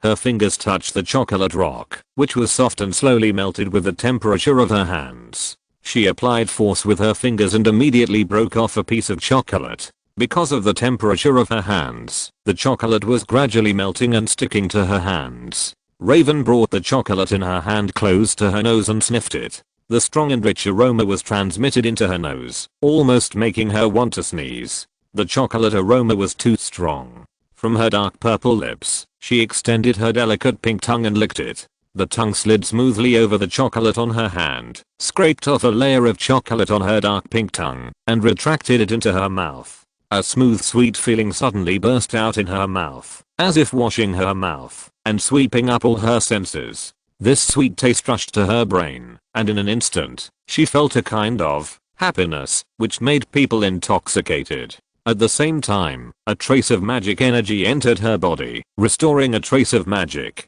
Raven was surprised, opened her pearly teeth, and took a bite of the chocolate that began to melt on her hand. A stronger sense of pleasure and happiness hit her spirit, and the magic in her body increased as the chocolate melted into her body. This chocolate, it can restore magic and make the eater feel happy. Badi. This chocolate is so powerful, it can restore magic and make the eater feel a happy spiritual impact. Raven turned her head in surprise and said to Badi. This shocked her. This is the only one in the world. Super delicious chocolate. It is so magical that she felt happy when eating it, and it also has the effect of replenishing magic power. Of course, this magic replenishment effect is only effective for Raven and Badi because the two are connected by magic blood.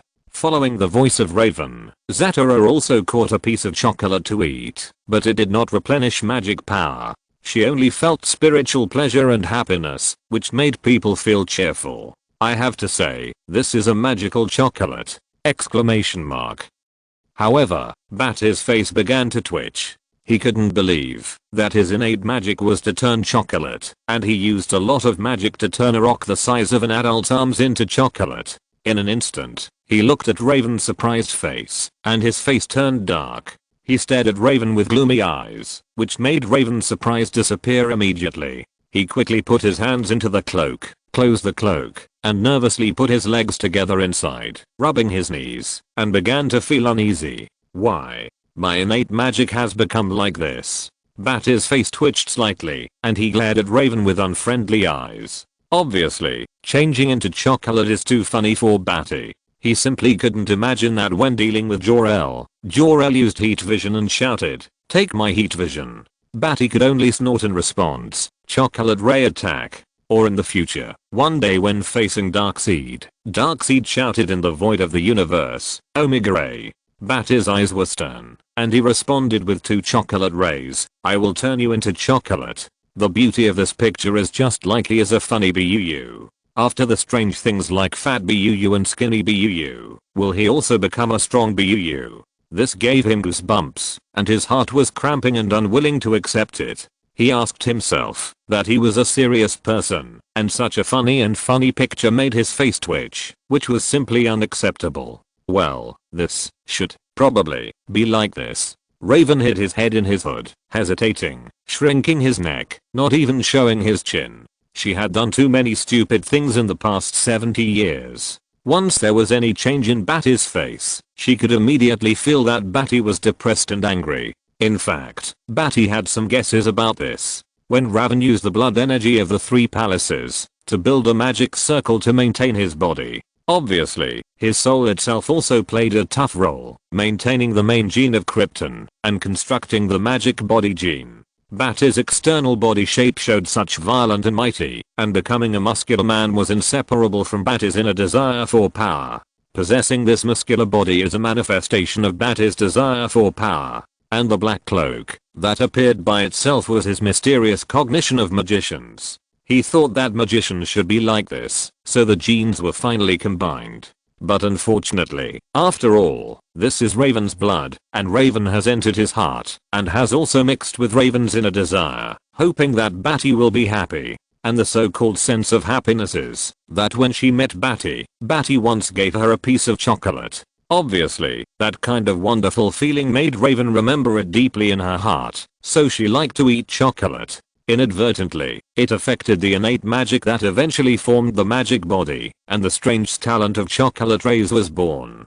In the end, the appearance of this magic body and the innate magic chocolate rays were the result of the joint efforts of the 2. This is the reason Badi's eyelids twitched, and it was obvious that he was so angry that his face was extremely ugly. He came to Raven's side with a heavy footsteps, raised his hand knife above Raven's head, and made Raven's legs and arms huddled in the cloak tighten and stick to her delicate body. He couldn't help but feel furious. He really wanted to chop Jor-El, Superman, Batman, Wonder Woman, Flash, Green Lantern, Aquaman, Martian Manhunter, Nightwing, Aquaman, Wonder Girl, Quickhand, Beast Boy, Cyborg, Starfire, Green Arrow, Black Canary, Huntress, Manhattan, Sanomiya, Yuga Khan, Zeus, Odin, Ghost, Lucifer, Giant Beast, God, and all kinds of people, ghosts, and monsters with a knife. Then he would grab their legs and pound them violently on the ground, and then turn them into chocolate and let Raven eat them all! Exclamation mark. As for Raven, the woman who loved him, of course he couldn't do anything. He gently touched the top of Raven's hood with the back of his hand, which frightened Raven's body and trembled. He said coldly, "Take the chocolate rock away, and eat it slowly later." Raven was stunned for a moment, raised his head to look at Badi's cold face, and couldn't help but curl up his dark purple lips, and his heart was filled with warmth. Just like the past 70 years, no matter how many stupid things he did, Badi would still be like this, angry, but also caring for her. Seeing Raven curled up her lips and smiled, Badi glared at her fiercely, making Raven put away the smile on her face, and quickly put the chocolate rock into his own space, leaving it fall later to taste slowly. Badi felt a little bit sorry in his heart. This innate magic could not be used to offset attacks with other energies, but was only suitable for changing the atomic arrangement of matter and turning it into chocolate. Maybe it could cause trouble to others in battle, but it could not attack directly or turn others into chocolate after the battle. Thinking of Badi, I felt very sorry. If I had given Raven a thermal vision in the car, then maybe the magical version of thermal vision, under my control, would be enough to create nuclear fusion and nuclear fission at will, and a nuclear explosion site at will, and even use strong nuclear force to burst out unparalleled huge power. But if she had done so, Raven would not have entered her spiritual world to save her, nor would she have faced the three palaces with her. It was hard to explain the various causal changes. Badi smiled faintly. He was very satisfied with this, but his innate magic made his face twitch slightly. The matter of the three palaces projection also ended here. Next. Jor-El. Your death is coming. If you're listening to this novel on a channel other than Fanfic World, it means they downloaded and uploaded it without effort. We cordially invite you to visit our channel, Mundo Fanfic Novelos. There you'll find the original version of this story and you can explore many other novels of various genres. We're waiting for you to immerse yourself in a world of incredible novels.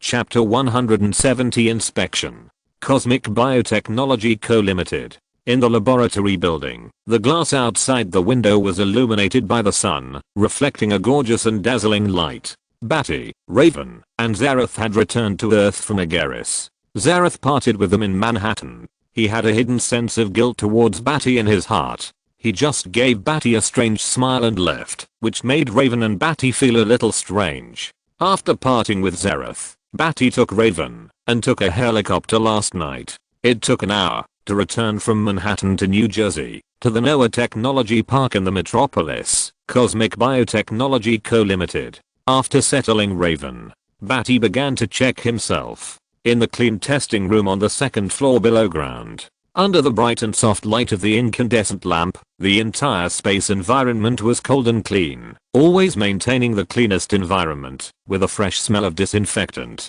The air conditioning air particles wandered slightly, cold and clean. Badi was lying on the cold metal sterile testing table. He had returned to his original appearance. His face was cold, his eyes were as deep as black holes, his body was as strong and beautiful as a white jade sculpture, and the scars added a bit of wildness and ferocity to him. He was lying on the operating table, and had all the tests that could be done on his body at this stage, including dialysis, screening of the internal organs, electrocardiogram, brainwave frequency chart, surgery, ENT examination, bone density, X-ray examination, various ultrasonic resonance dialysis, heart, lung, liver, spleen, and nervous system tests, various white blood cells, lymphocytes, granulocytes, red blood cells, platelets, etc. in the blood routine test, plus the most in-depth gene spiral strip test. All the tests took nearly half a day.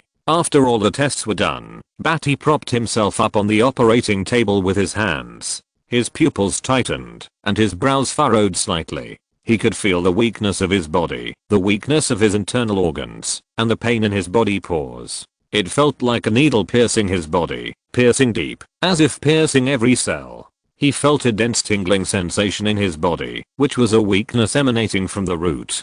After he came back from Ageris, whenever he was exposed to the sun seemed to turn into needles, piercing his body cells. He had used the blood of the Raven to repair the Kryptonian main gene that was close to collapse, but it was obvious that when he was exposed to the sun again and absorbed the energy of the sun, he had a reaction to the stimulation. This was a numb and tingling sensation, a painful rejection of the body.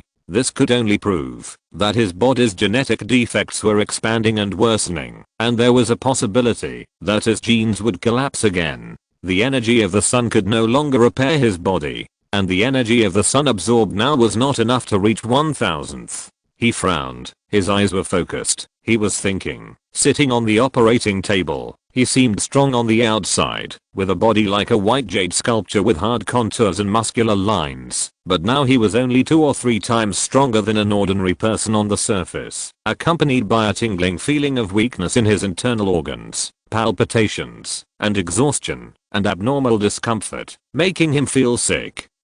But also wanting to vomit but unable to. Genes, there is a bigger problem. The door was opened silently. Hera had white skin, a slender and tall figure, wearing a black professional suit, a white shirt inside that bulged her chest, pushing the black suit to the sides. black stockings wrapped around her slender and toned calves, and a white coat on the outside, with a professional image and a cold doctor's temperament. This is Hera in a white coat, a biological professional Hera created by the artificial intelligence Hera, giving her biological professionalism.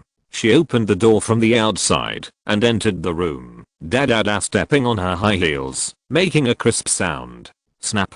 Her slender white hands raised high and snapped her fingers, pulling the white coat and the white shirt underneath upwards, wrinkling the clothes to reveal beautiful curves. Immediately, a projection appeared behind her. The image was a spiral chain of genes, with individual red dots marking each of the genetic factors. Badi recovered from his thoughts and turned his gaze to the gene map behind her, focusing on it. Master, the Kryptonian gene in your body still has a fatal flaw. It collapsed once, and although it was repaired, the deepest genetic information expression has been defective. The absorption of solar energy by the photon has been greatly reduced, and it has been greatly damaged, causing the tingling sensation in the body cells. The photon is a gene factor unique to the Kryptonian gene body. To a certain extent, it combines with the ubiquitous enhancer to give the Kryptonian gene the information that it can absorb solar energy, increase physical fitness, and change cell strength.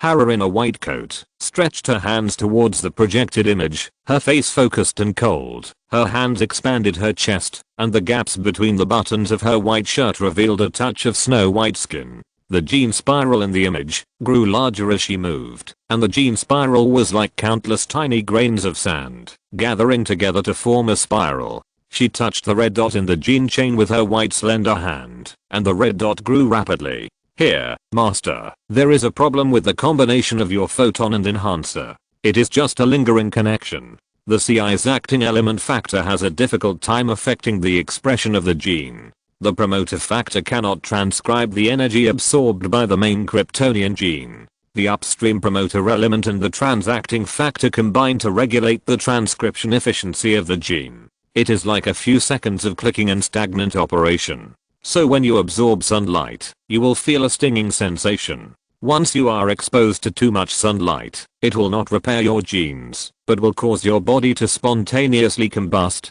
Master, the genetic defects in your body have become difficult to operate when you have exerted your genetic potential to the greatest extent. The defects have expanded. It is expected that your body will collapse for the second time in 2 to 4 months. And the magic true body gene is just operating separately, which is not enough to maintain the stability of your Kryptonian gene body. Master, you need to make genetic adjustments in time. Hera in a white coat said. Her voice was cold, with the feeling of ringing of wind chimes in the quiet, which made people feel comfortable and pleasant. She is controlled by the artificial intelligence Hera, and will give the most optimized suggestions at any time. Badi was slightly shocked. He had never thought that the genes of the main body of Krypton had reached such a level that they could not even become his fighting force. He could not wait to obtain the Codex of Life. On the way back, he had planned to set up a large-scale field magic circle with Raven, and all the restriction plans discussed had to be abandoned and carried out in advance. Fortunately, even when he was preparing to deal with the 3 palaces, he did not forget to target Jor-El, and arranged various deployments. Most of them were ready, enough to have a chance to seize the Codex of Life. Now that he unexpectedly possessed the transformation of magic body, plus Raven, there was almost a 90% chance that Jor-El could be killed. The dense tingling sensation in his body had begun to tell Badi that he needed to obtain the Codex of Life more quickly to maintain his life. Badi nodded and said coldly, I will bring back the life code in 3 days. From now on, recalculate the fitness of the main Kryptonian gene and list the places that need to be adjusted and modified. Don't worry about the genes of the magic body. Focus on calculating the stability and strength of the Kryptonian theme gene. Badi didn't care about the magic body. Such a body that can transform into a magical body is just a cushion to temporarily support the Kryptonian gene. At this stage, although it is his most powerful power and can use magic to fight against the power of Jor-El's Kryptonian gene, Badi will not rely on this magic power. The magic body will only become a stepping stone for him to have more powerful power. His goal has never changed. He has planned a strong future for himself long ago. What he cares more about is the strength of the main Kryptonian gene. With a complete life code, you have an infinite future. Any kryptonite magic red sun, all these weaknesses, he can gradually overcome them and become a demon level existence. Even in the future, he can plan to turn himself into a perfect doomsday without any restrictions and an infinitely evolving violent doomsday. The real doomsday is an existence that can destroy the universe. Krypton, magic, the red sun, any genetic weakness of Krypton bloodline will not be a weakness for it. It is an infinitely evolving monster that can feed on anything, can instantly evolve antibodies against any blow, and can adapt to any harsh environment. This will definitely be the most powerful monster. Especially after Badi saw Sangang, he understood even more that this sudden magic body was simply a ridiculous existence, and it might even be the product of Sangang restricting himself to keep his soul alive. Because Sangang absolutely did not want Badi to die. If there was no trace of Sangang, subconsciously, Badi's right hand supported his left hand, rubbing his thumb on the palm of his hand. His face was cold, he was thinking slightly, and his eyes flashed coldly from time to time. Chapter 171 Preparation.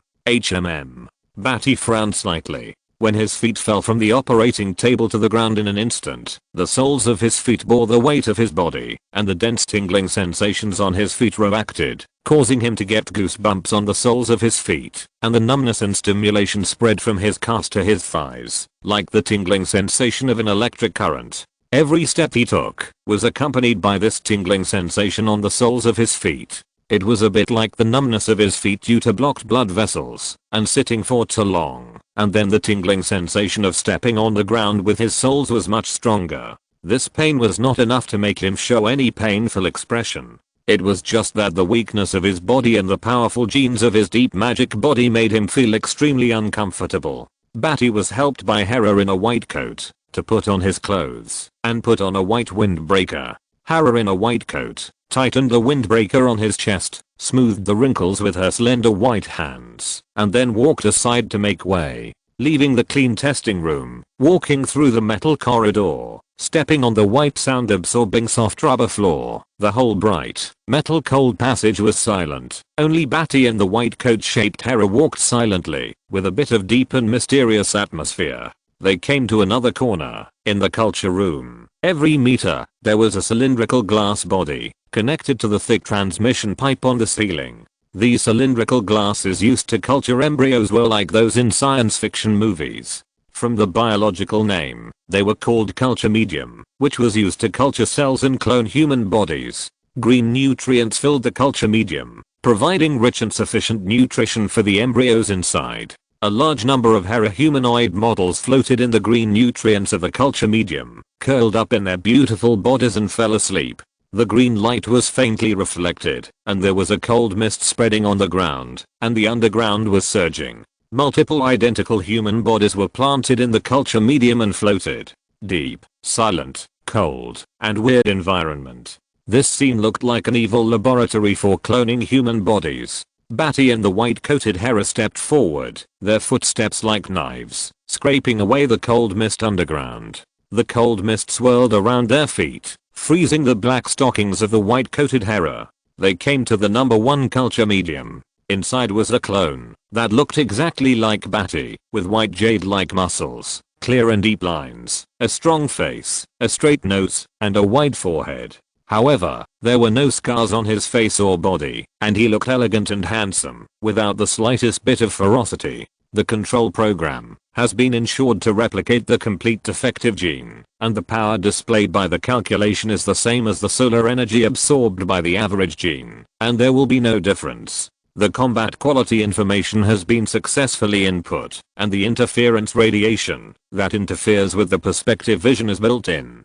It can be determined that even Jor-El will not find it as a clone when he sees it for the first time. In addition, the depiction of old scars, hideousness, hatred, and wild ferocious style imitation input will be completed tomorrow. 30 syringes for liquefying solar energy capsules have also been prepared. In another 24 hours, he will have the same combat power as his master. Hera in the white coat explained. This clone was originally designed to test Jor-El's hidden power. It is a consumable and was only fully developed a few days ago. Not enough. Badi squinted his eyes and stared at his clone with a thoughtful look. He was calculating the degree to which the solar energy absorbed by Jor-El's highest level Kryptonian gene every day was gradually becoming stronger. Similarly, Jor-El was also calculating the maximum upper limit of the solar power absorbed by Badi's body every day. If Badi had not surpassed Jor-El's power at that moment, making Jor-El feel that he had a sure win, then Jor-El would easily doubt that this was just a cloning tool for testing.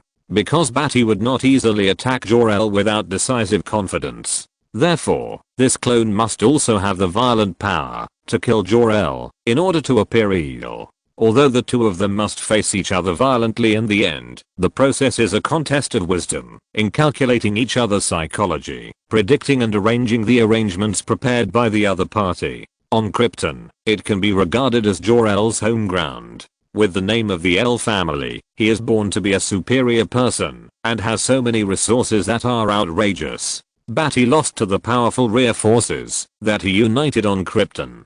But on Earth, Badi is more familiar with it. This is his home ground. He knows more information, understands more information, and understands more information, which is enough to pose a fatal threat to Jor-El. Because Badi will not miss any point, anything that can be used to kill Jor-El. Equip him with an anti-green kryptonite radiation suit and make an extra green kryptonite dagger for him to carry in secret. Badi pondered, holding his left hand with his right hand, rubbing his palm with his thumb, and said again, "Create a red solar radiation spectrum. I want to use military satellites to cover Nevada under the red Sunday. Increase the number of syringes for liquefying solar energy capsules from 50 to 380 and face him with the final and most powerful state of this defective gene," he said coldly with a flash of cold light in his eyes. This arrangement has already surpassed Jor-El's power. The final defective gene state is the 100-meter-a-minute giant state in the battle with Sangong, which directly knocked the moon of Agaris out of orbit, and the planetary tides were chaotic, falling into a world-destroying environment. It is an existence that can destroy the planet, enough for Jor-El to use all means to kill the clone. Even if Jor-El is careless, he may be killed by the clone directly, but this chance is too small. Badi does not believe that he is not prepared. Master, 30 solar energy capsules are already the limit of this enhanced clone. 380 will only make it burst. Hera in the white coat looked puzzled. This clone did not have the physique to support such a large amount of energy. 380 solar energy capsules can only be stabilized by using Agaris's legacy to show the final powerful state and let the defective gene reach the final powerful state. It is impossible to form the final powerful state by injecting 380 solar energy capsules alone. It will only explode on the spot. I know. Change it to 280. I will ask Raven to support some powerful magic equipment to stabilize the clone's enhancement. In addition, tomorrow I will engrave magic circle of stability structure with Raven on the clone. Badi pondered and thought for a while. Agaris's legacy has disappeared. Other magic equipment, even if powerful, will not be able to stabilize this explosive power increase. Finally, Badi decided to reduce some solar energy capsules. After calculation, even if it was reduced by 100, that amount would still be 3 points stronger than Jor-El. With his own fighting skills, if he was 1 point stronger, it would be enough to decide the outcome in an instant. If he was 3 points stronger, it would be enough to make Jor-El extremely fearful and force him to use all his preparations. Chapter 172 Ready. Noah Technology Park. This piece of land, this area, is a high-tech industrial development zone. It covers an area of 21.3 square kilometers, which is as large as 10 Franklin Parks. Originally, Badi only had a 15-story laboratory building of Universe Biotechnology Co. Limited here. But now, all the land, buildings, rolling science and technology parks, clean and white laboratory buildings, various laboratories, and high-tech factories here have been completely owned by Badi through the cooperation of the family members who split off and cooperated with him, or were given away, or half sold and half given away. Not only that, extending outward, an area nearly 3 times the size of this science and technology park has been planned by Badi. A huge metropolitan center will rise here, becoming the world's most powerful high-tech park and the place that leads the world's future. The sun is shining on the glass of the laboratory building of Universe Biotechnology Co. Limited, reflecting a dazzling halo. This building is in a corner, and the glass reflects the bright halo of the sun. It is independent here. The scientific and technological personnel passing by always subconsciously want to take a look at this laboratory building. This laboratory building is not the tallest, the most beautiful, or the one that emits the most dazzling halo, but now it is the center of the entire NOAA Science Park. No one can ignore it, just because the entire NOAA Science Park has suddenly become a private paradise for one person, and it has attracted attention. A legendary rise, a biotechnology company that has become famous throughout the United States and even spread its reputation to the world in just a few months in Metropolis. Heart disease specific drugs, sildenafil, Parkinson's inhibitor specific drugs, renal failure uremia treatment drugs, and a series of drugs that have been manufactured, and various drugs that are being developed to solve diseases have pushed Universe Biotechnology Co. Limited to an unprecedented rapid soaring speed, growing rapidly and becoming a significant behemoth. It easily split the family of Metropolis and cooperated with the old aristocrats of Metropolis, becoming a dazzling star, and its value is rising.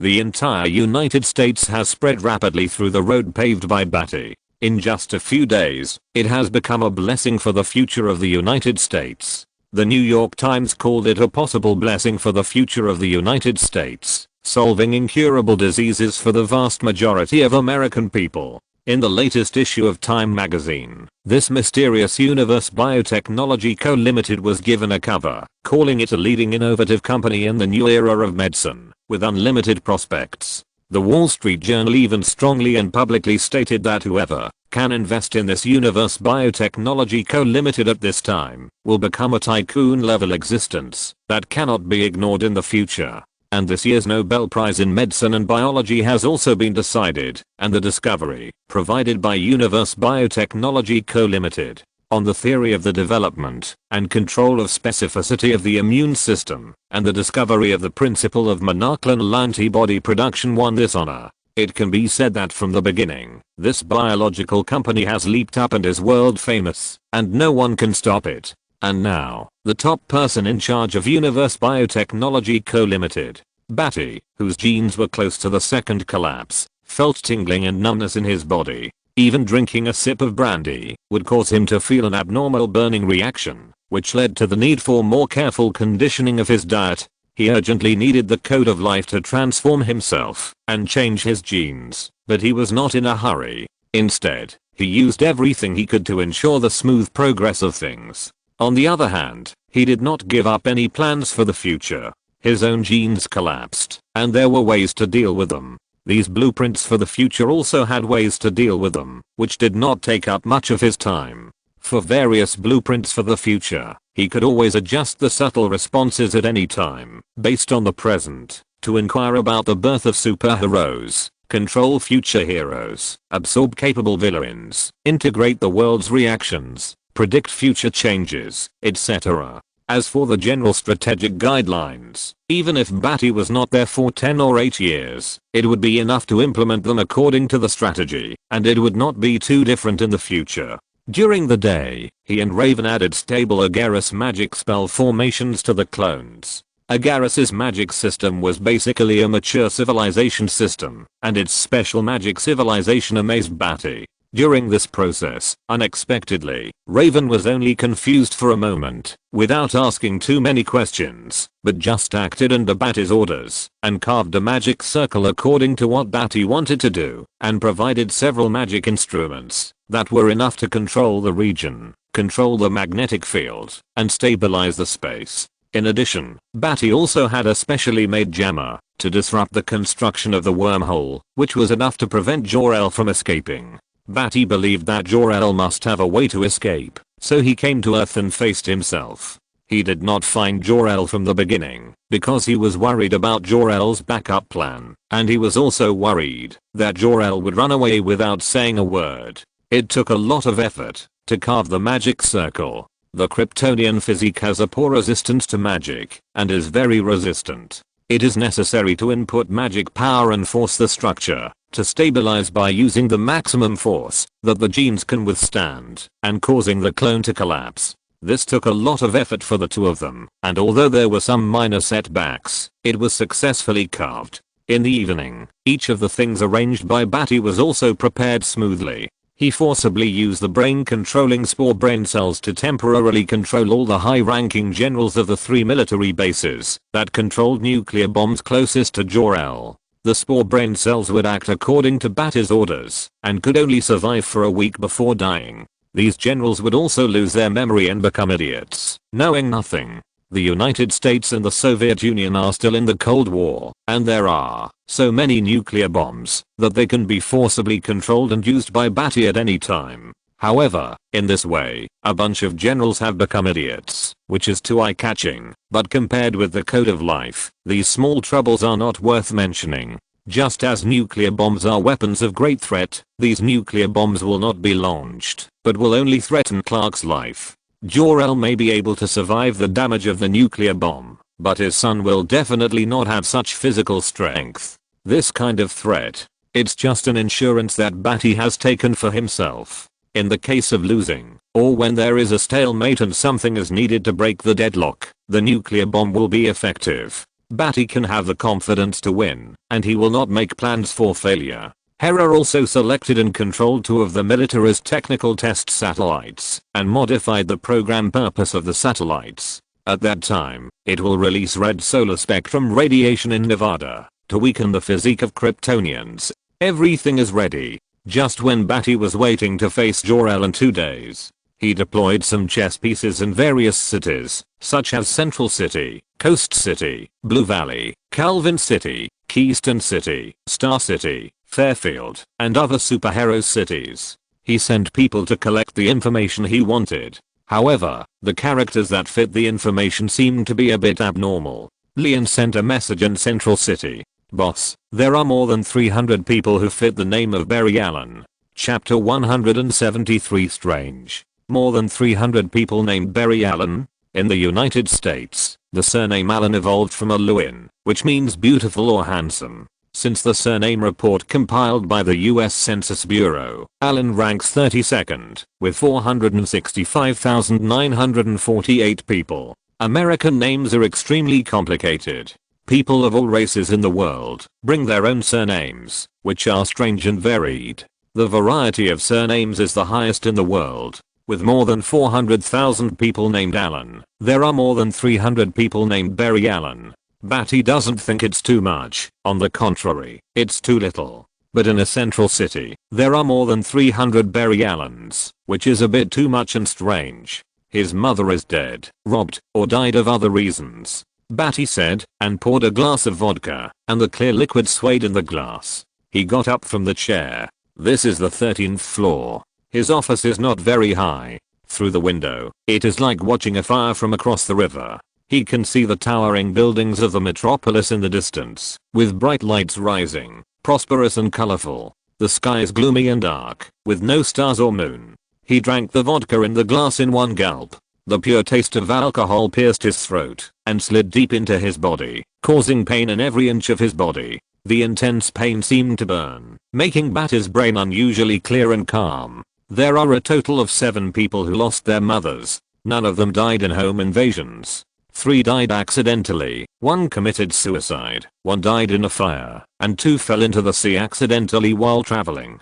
The bodies were found without any doubts. It does not match what is shown in the information. A thorough investigation. I want every family member of Barry Allen, the historical information of their ancestors, to search for any fish that have slipped through the net.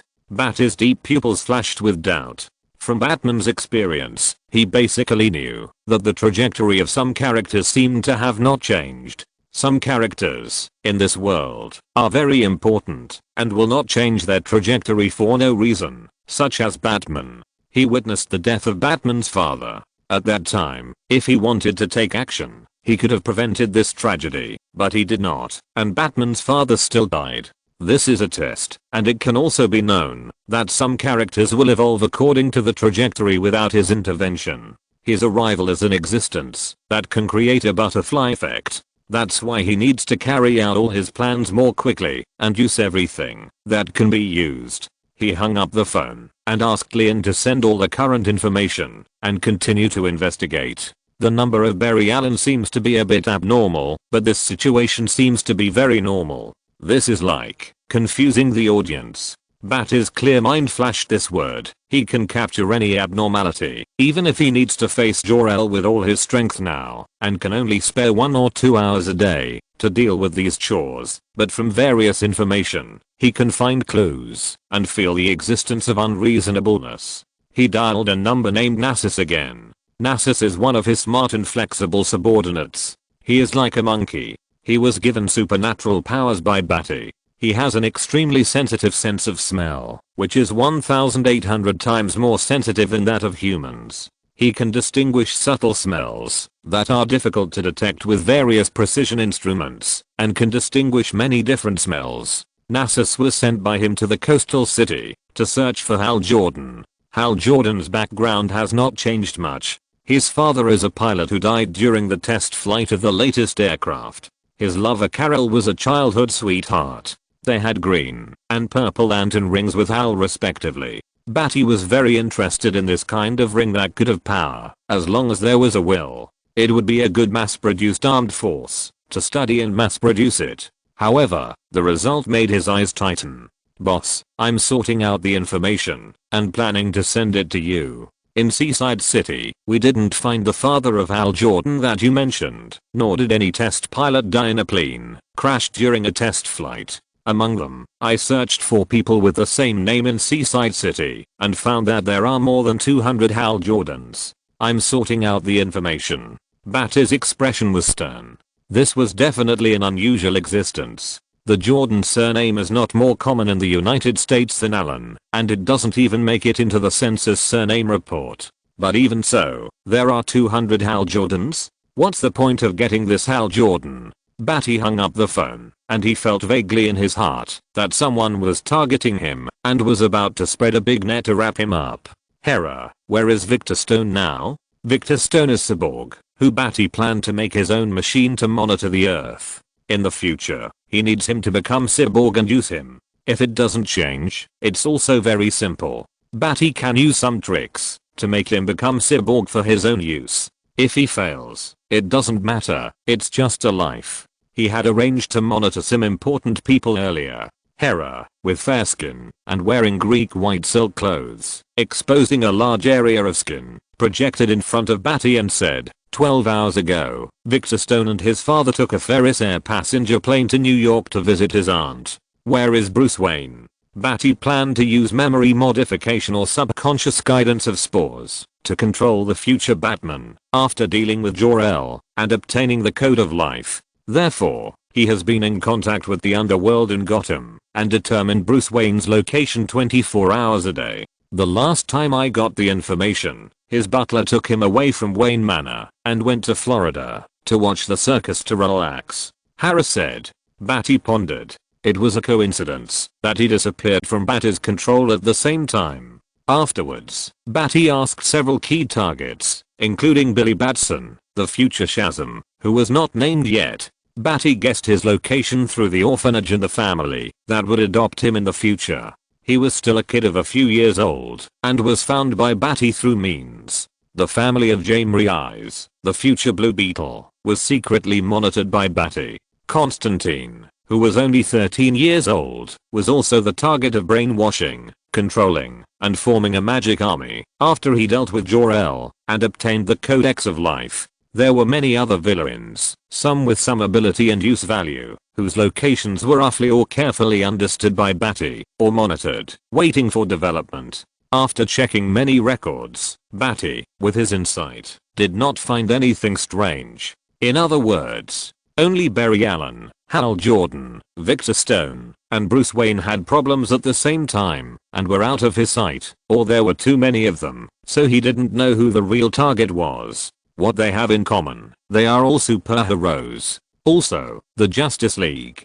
Chapter 174 Purpose. On the first day, Badi checked his physical health. On the second day, Badi had prepared all the items to deal with Jor-El and the clones, but a little later in the evening, there were some miscellaneous things that puzzled him. Someone was secretly saving them, secretly saving the members of the future Justice League. There was too little information, and Badi had no way to tell who was saving them. But who could know that he wanted to use them and control them? Who knew their achievements, their value, and their future? No one knew. If that was the case, why would someone save them? Someone knew the future. On the morning of the third day, 8 o'clock in the morning, the sun was shining brightly, illuminating the experimental building of Cosmic Biotechnology Unlimited with a fierce and dazzling light, refracting dazzling light. On the 15th floor, the transparent composite glass on the ceiling did not penetrate the light, and the bottom floor automatically extended a layer of light-absorbing black curtain to block the sunlight,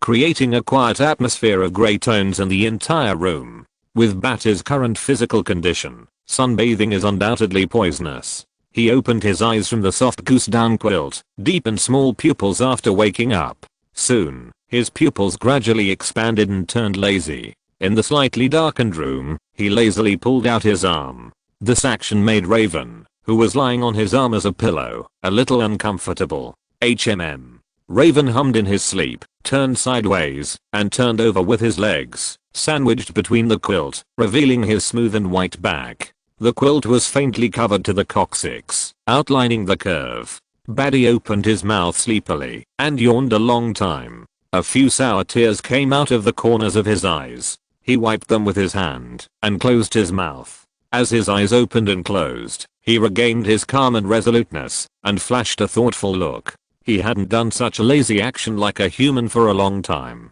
He got off the ground and felt a needle-like feeling from the soles of his feet, piercing every pore of his body. It was a bit like the exaggerated expression in cartoons, where the skin is pricked and rippled by stimulation. However, this is definitely more painful than any other. And today, it was even more serious. He felt his bones were a little sore and weak, as if he had no strength to produce blood. His bone marrow was sour, soft, and very weak. It was worse than a severe fever. This state made his body so tired that he didn't want to move. He just wanted to stay and wait for it to melt. Similarly, in the deepest part, there was abundant power surging, as if there was a box blocking it. Different situations, weak and strong, and strange, like the left hand was weakened with it, and the right hand was strong and strong. He glanced at Raven's smooth back. Her waist was arched like a shrimp, and the waist curve slightly protruded from the smooth skin, and continued to the lumbar spine where she curled up her neck. She was breathing evenly. The room was slightly warm, and the fresh incense, plus the fragrance of the bedding, seemed to be sandalwood, a warm and freehand, refreshing smell. She is very thin. The thought that she was very thin suddenly popped up in Badi's mind. He had no other thoughts, but he felt that she was very thin when he saw Raven like this. Of course, he also knew that Raven was very thin. After watching for a while, it seemed that Raven's breathing was not so balanced. Badi retracted his gaze, took a step, and walked into the bathroom to take a shower. When passing by the living room, through the grey tones, he saw that there were 2 documents neatly placed on the glass coffee table. On the 15th floor, no one was allowed to enter unless invited and authorized. Even the newly recruited secretaries of Badi were not qualified to enter without an invitation. Only various Harris could enter and exit freely. Obviously, this was the information about Barry Allen and Hal Jordan in Central City yesterday.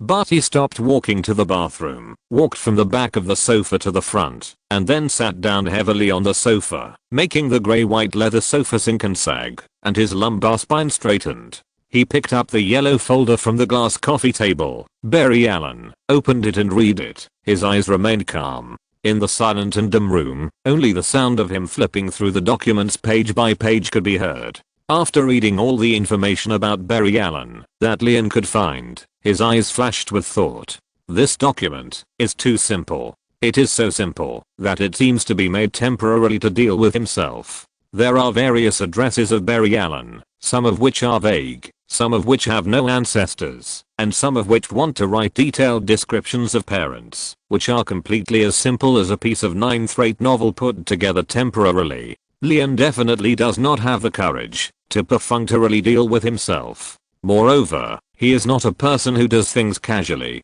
With his personality, he will not write such a simple document with repetitive loopholes. What happened? Badi subconsciously supported his left hand with his right hand, rubbing his thumb on the palm of his hand, and began to think. Not long after thinking, he picked up another document about Hal Jordan, and flipped through it in the silent space. Finished flipping through it. This is the same as Barry Allen's file, wooden, lifeless text, without NASA's usual character. He always likes to add his own subjective opinions. At any time, he will say I think, even in written reports. However, what is written here is I know, I think, some unrealistic inferences. This has triggered the reflex arc mechanism set up by Badi in their heads. Badi gave them superpowers and also strengthened their loyalty. In the subconscious, they transmitted into the information mechanism that can protect them so that machines and psychics cannot read their brain information. Forcible reading will only cause self-destruction.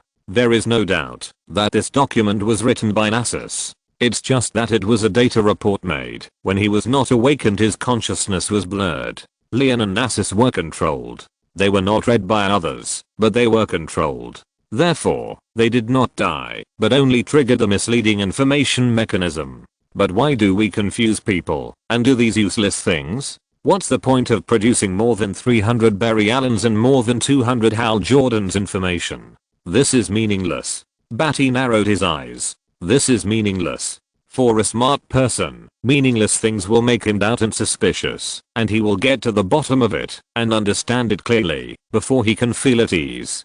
This will undoubtedly take some time. This is just a disposal arranged by the controller. It's just a delay some time. The Justice League. Isn't there still the most important person who hasn't been gathered? The existence of Jor-El. Because Jor-El will not trust anyone on this earth, and anyone may be sent by me. The controller needs time. He needs time to gain Jor-El's trust in order to save Clark. Chapter 175 The Last Supper. Jor-El had dinner. Thanks to his intelligence and the fact that he was not like a dog, but too much like a human, too smart, the Kent family treated him as a member of the family and he could eat at the table. However, he couldn't always reach out to grab the food. So although there was always a lot of food and meat in his dog's plate, he couldn't choose anything he liked. It didn't matter. He silently finished the beef and miscellaneous vegetarian nutritious meal on the plate, which was a gourmet meal specially prepared for him by Jonathan Kent. At the table, Clark's adoptive mother Martha was holding Clark and shaking him left and right, trying to make Clark smile and open his mouth so that she could feed him. Clark today, for some reason, has been making a fuss and crying. Martha couldn't coax him. Maybe it was because the weather was getting a little hot. When the sunset glowed and dyed the clouds into red cotton candy, the sun set, and the earth rose with residual heat. The moment it intersected with the coldness of the evening, the temperature seemed to rise a little impatiently. This temperature makes people irritable. But it is not enough to wash away the enthusiasm of the Kent couple for a baby. Look here, little Clark, Mululu. Jonathan Kent made a face, wrinkled his face, and twisted it together, and kept sticking out his tongue, trying to make Clark laugh. Martha gently shook Clark, pointed her finger at Jonathan Kent's face, and kept imitating the baby's humming, asking Clark to look at Jonathan Kent. Clark pouted in dissatisfaction, and his blue pupils flashed a bright reaction, as if he saw something new. Seeing that Clark seemed to have a reaction, the couple teased Clark even harder, and the food on the table was not touched. Looking at this warm scene, Jor-El's dog eyes showed a faint smile, and he got down from the table and walked towards the door. The Kent couple ignored him. This was already a habit of little Krypton. After dinner every day, he would think about his life under the eaves at the door. Several times, Jonathan Kent saw little Krypton with a calm face, like a great thinker. If it hadn't stuck out its tongue from its tightly closed mouth and helplessly said hey to return to its dog-like appearance, Jonathan Kent would have suspected that this was a dog with a thinking soul. A spiritual dog, a smart dog. Jor-El stood up, leaned his front paws on the door, and turned the door handle with his paws. The hot ground temperature outside the door was like a rolling wave. The heat waves accompanied the sunset glow and shone obliquely into the somewhat dark house.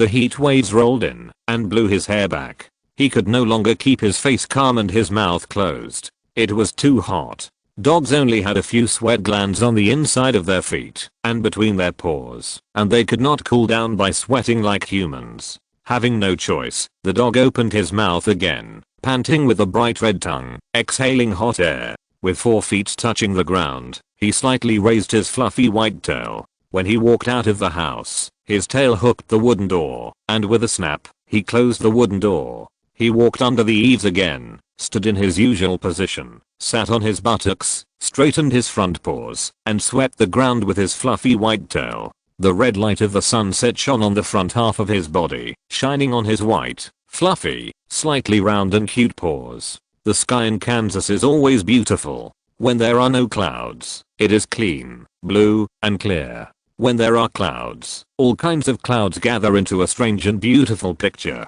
Now, the sky-high glow, with a reddened glow, shines from the west, dyeing the clouds into the color of the sunset, dyeing a 3-dimensional picture. However, today's sunset glow was particularly bright, and the colors it produced were the most dense colors in the dense and bright painting. The sky turned red, and the heat rising from the ground became even hotter, making the dog feel drowsy. After the dog stuck out its tongue for a while, it was retracted again, and its mouth was tightly closed. The dog's face was calm and serious, and his eyes were far-reaching.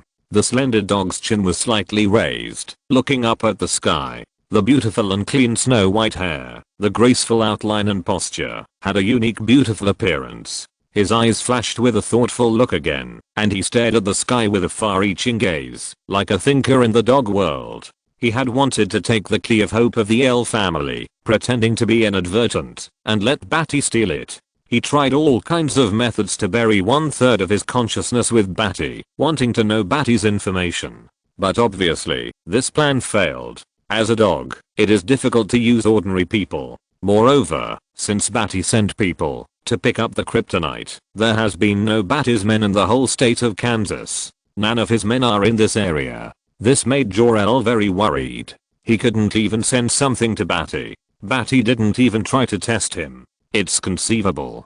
If he saw Badi again, it would be a violent storm, a fatal blow. As time passed, although Jor-El's dog body was getting stronger, on the contrary, his heart gradually sank, and he had a strong bad premonition.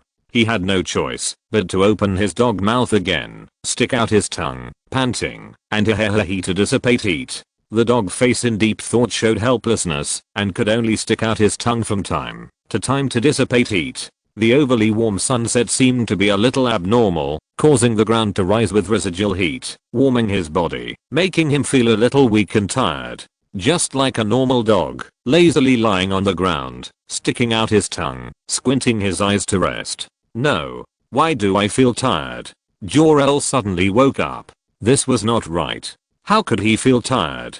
Sticking out his tongue was understandable, but with Kryptonian genes, why did he feel drowsy and tired like an ordinary person under the sun? He was alert. The dog's eyes shrank sharply in an instant, and the long-range vision and microscopic vision were turned on. The sky was abnormally red. In his eyes, the sky quickly closed, and the multiple refracted spectral bands refracted the particles in the air to be transparent. The 2 different spectral bands mixed and intertwined. Red sun spectrum band. He was startled. The red sun spectrum refracted by the satellite and passed through the Earth's atmosphere was much weakened. It did not prevent him from absorbing the energy of the yellow sun, but the absorption amount was reduced a lot. In addition, if the sun completely set, it would be obvious that he no longer had the ability to continuously absorb energy indefinitely. He lowered his head, and his eyes shrank in an instant, becoming fierce. He sat back, and raised his buttocks, bent his knees, and raised his head. His muscles were tense, and the blood vessels in his limbs were bulging ferociously. His snow-white hair covered him and expanded thickly. His slender mouth showed white and ferocious fangs, and the hair on his entire body exploded from head to toe, becoming larger.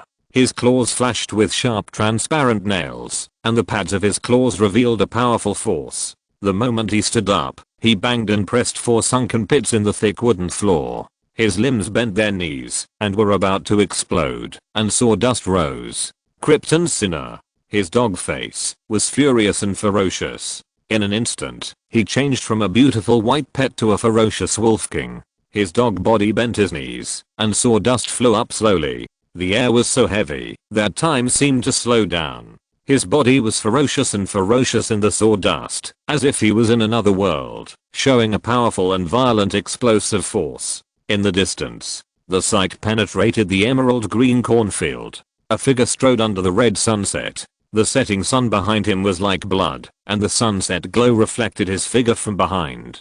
He was tall and majestic, and his footsteps were like blades, sweeping up the dust on the ground and cracking the ground. His windbreaker fluttered wildly behind him. His face looked dark under the setting sun behind him. In the darkness, his eyes exuded a fierce and brutal cold light, which was brutal and terrifying. The scar on his face squirmed with his smile, revealing a cruel and brutal grin. Your death has come, Jor-El. End of this chapter. Thank you very much for reaching the end. Don't forget to like. Looking for more exclusive content and immediate access? Subscribe to our Patreon. Remember, every like, subscription, or donation encourages us to continue. Thanks to everyone. See you in the next video.